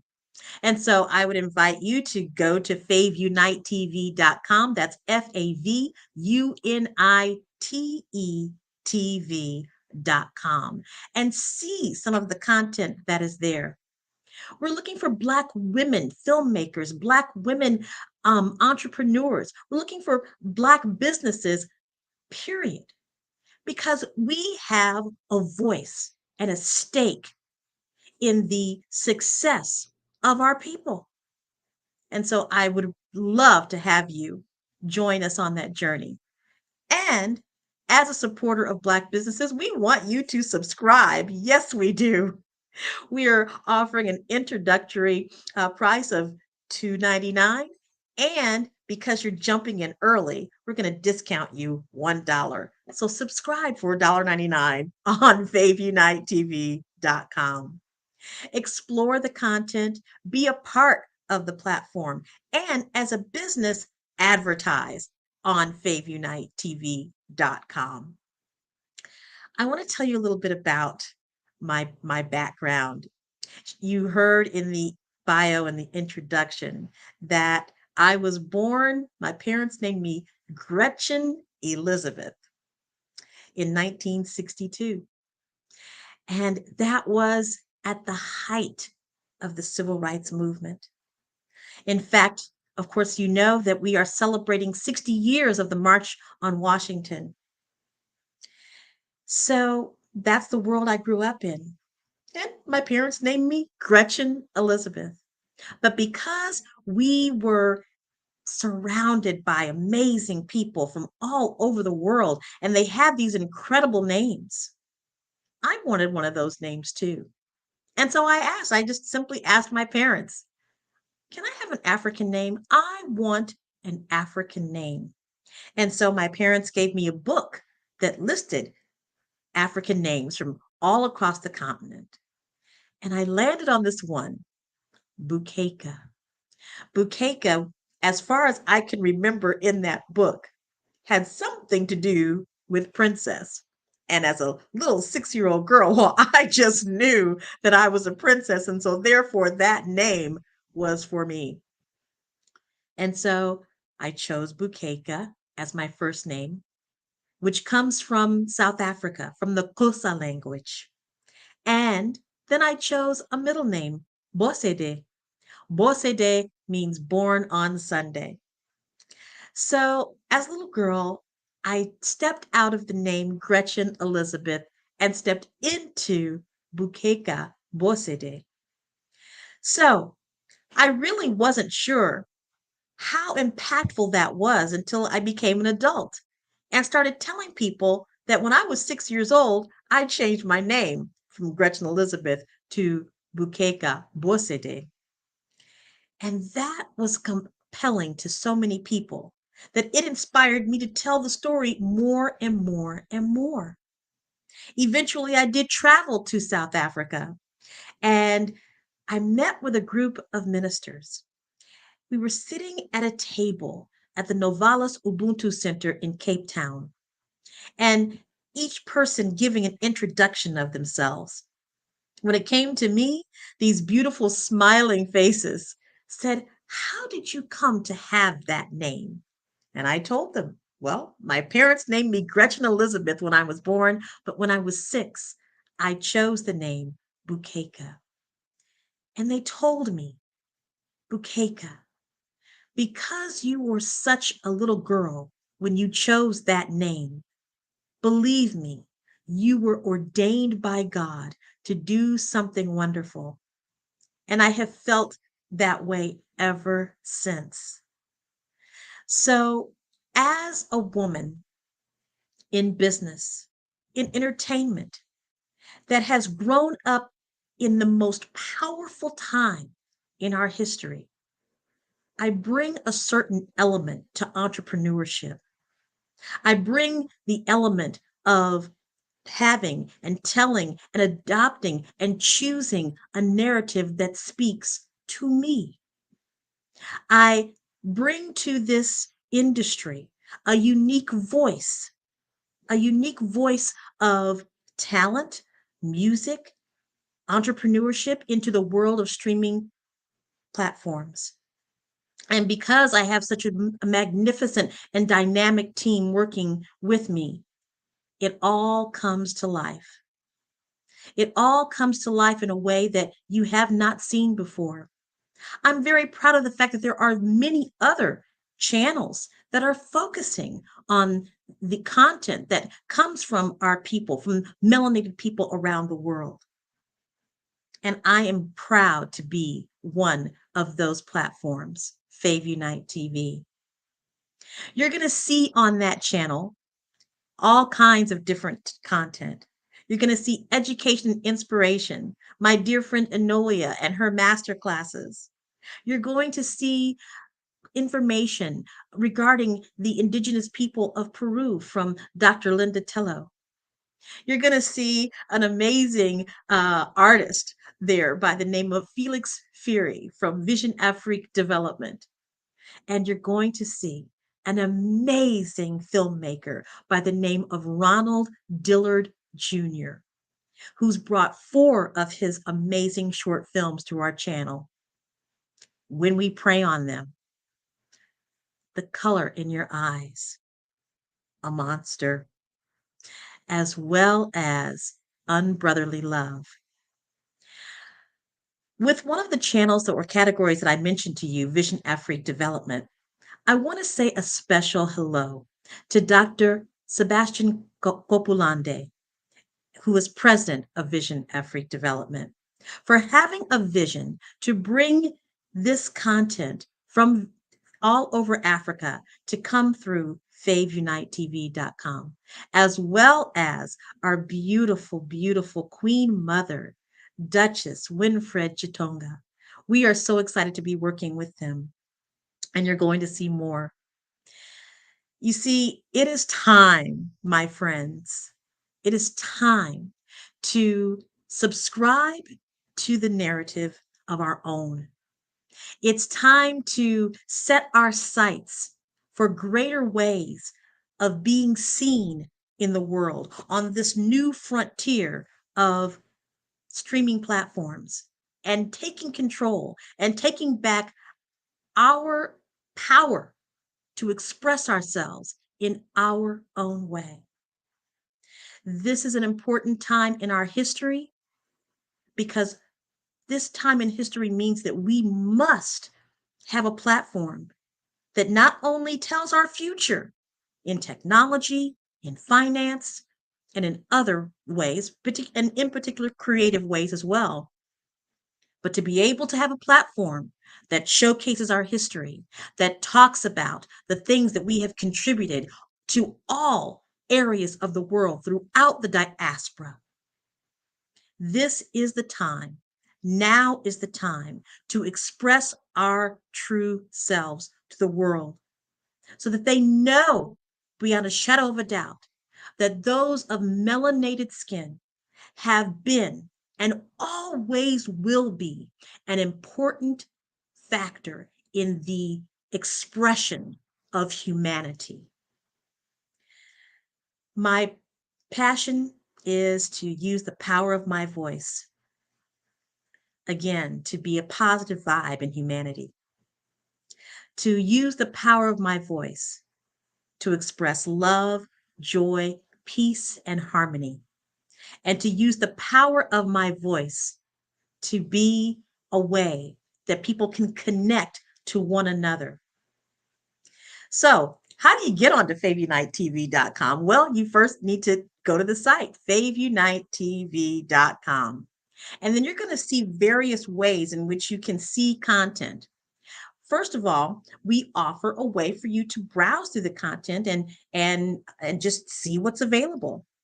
You're going to see that under the preview in the menu, and you'll go to browse. There's also ways that you'll be able to see specific things that are coming through from different parts of the world in our screening room. And then, as you described, when you describe to Fave Unite TV with your $1.99, you're going to be able to see other content that is that is not necessarily available on the open to everyone and browse section. We're going to be having dynamic events and places for you as content creators to showcase your content. One of the things that I think is very important for content creators to know on Fave Unite TV is that we take it upon ourselves to make sure that wherever we are, you are too. So we're here to help you get yourself exposed in all different types of ways. Now, there are lots of content creators out there that have millions of followers, lots of viewers, and they're doing a great job of monetizing themselves on different platforms. And then there are those content creators who have a few pieces that maybe don't have that, haven't reached that level of viewership and fans. And so we're here to help you do that. Of course, we're here for everyone, for those that have millions of viewers, as well as for those that just have a few. Because again, this is about bringing everyone together. This is about bringing the fans, the artists, and the venues together. Now, as a venue, Fave Unite is a venue itself, but so is Vision Afrique Development, and so is UNESCO Creative Cities Kansas City. So therefore, you can have your platform on FaveUniteTV.com and show the content that comes in from your amazing organization. We pride ourselves on being able to work with you and determine what is it exactly that you need as a venue, as an artist. We already know that the fan wants to see unique and creative content from all over the world, so we've got that. But we want to make sure that those businesses, those entrepreneurs, for the products that you have and the missions and the visions that you have, also find a way on FaveUniteTV.com. So I invite you to contact us. You can go to our website, FaveUniteTV.com. You can email us at info@FaveUniteTV.com. This is an amazing way to contribute to and participate in the expression of the narrative that is coming from our community. It is a beautiful way to see all kinds of different content from around the world that expresses who we are in humanity. I think one of the things that we find that's a little bit challenging in this world of streaming is that there is a lot to offer, and we see the big ones as the go-to, right? I mean, I'm just going to say it. Everybody thinks that, well, I need to all the filmmakers and so forth. Well, if I can get my work on Netflix, if I can get my work on Hulu, if I can get my work on these major platforms, wouldn't I be a success? Well, let me tell you something. There is a place that wants your content, that wants your films, that wants your music videos, that wants to bring you to a place where you can meet your fan up front. And that place is FaveUniteTV.com. So we are a platform for success. And what we want to do is we want to be that bar. We want to say, for this type of content, this is where I want to be. I want to have my content on FaveUniteTV.com because it is a representation of who I am as an artist and as an entrepreneur. And that's important. Because what happens is if you discount what a Black streaming channel has to offer by making these others very, very well-known platforms as the standard, then what are you saying about yourself?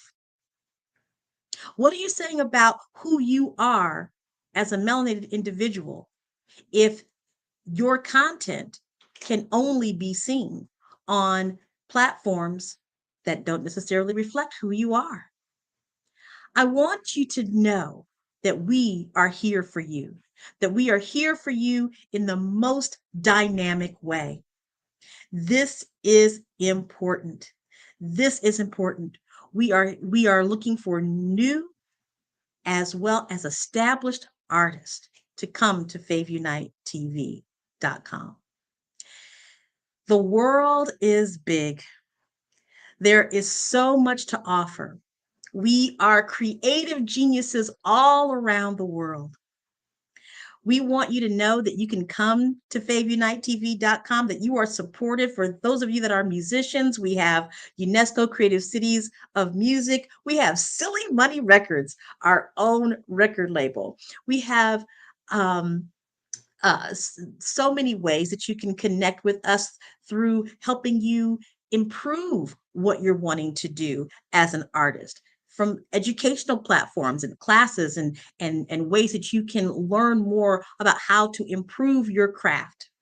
Come to faveunitetv.com. I want to again say thank you so much for Black Business Network. This is so important. This is what the ancestors whose shoulders we stand on appreciate so much. And I thank you so much for having me here. Mrs.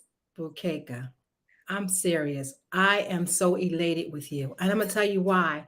You are the answer to so many people's problems. You know, we have been looking at these other networks as though we need to be connected with them because they had a certain standard. But if we don't bring our own standard to one another and raise up platforms like the Black Business Network, Fave and Unite. I just went to your website and I am so grateful to be connected with you from this day going forward, because I just started emailing people saying, you will not believe who is on the Black Business Network this morning, because we seriously have needed for such a long time. You know what I mean? A platform that, I'm not saying there's not other ones, but the way you have spoken, you know what I mean, and have ignited the understanding that you're looking for creative content. You know what I mean? You're opening yourself that we can now say, I know those who are working in behind the scenes and their platforms looking for an opportunity of what you are bringing, even myself. I'll tell you, you made me sit back and think about when you changed your name. I changed my name. Very few people know that.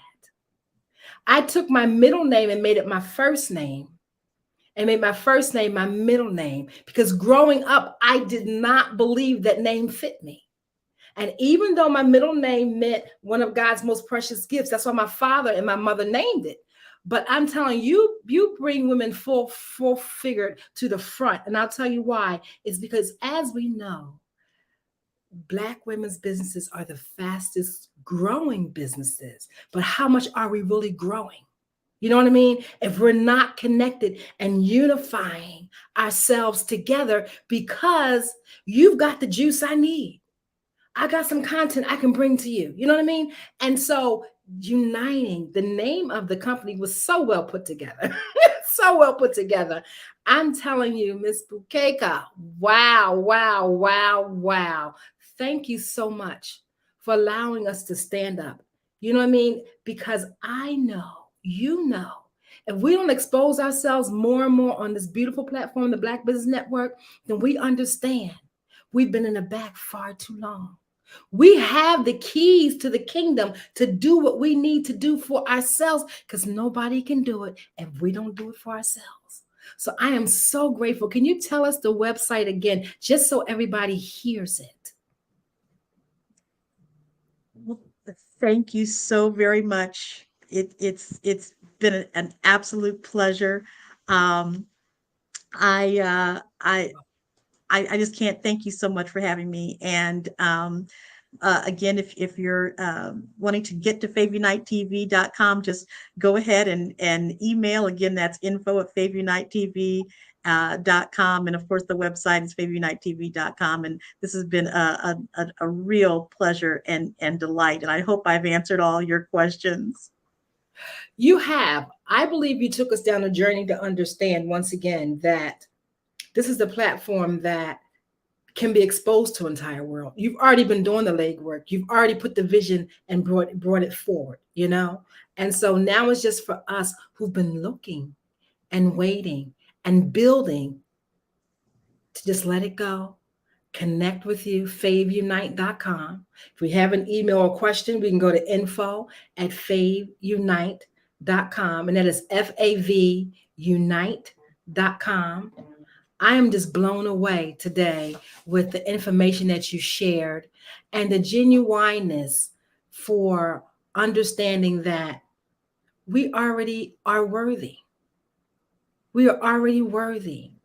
We are already worthy to operate in the highness of our beings.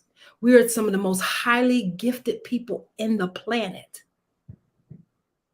And we need more opportunities to unite, to use our gifts, our talents, and our core strengths to be the greaterness of what we have been chosen and picked out to be.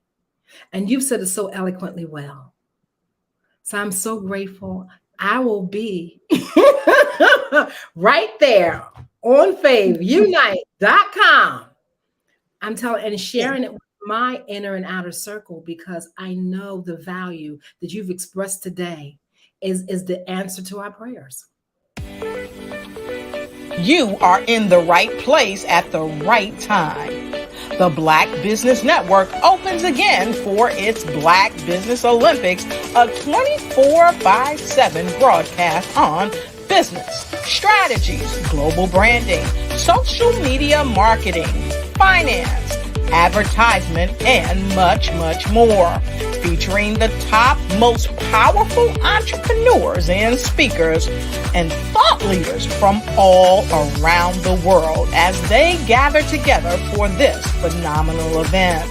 Join the Black Business Network streaming live into the metaverse, STEM City, USA, Black Multiverse, Pod TV, Roku, Hulu, iHeartRadio, Apple TV, YouTube, TikTok, Instagram, Google Podcasts, Facebook, LinkedIn, IBM TV, Spotify, and Twitch. Tune in today and be a part of this amazing movement. The Black Business Olympics welcomes you.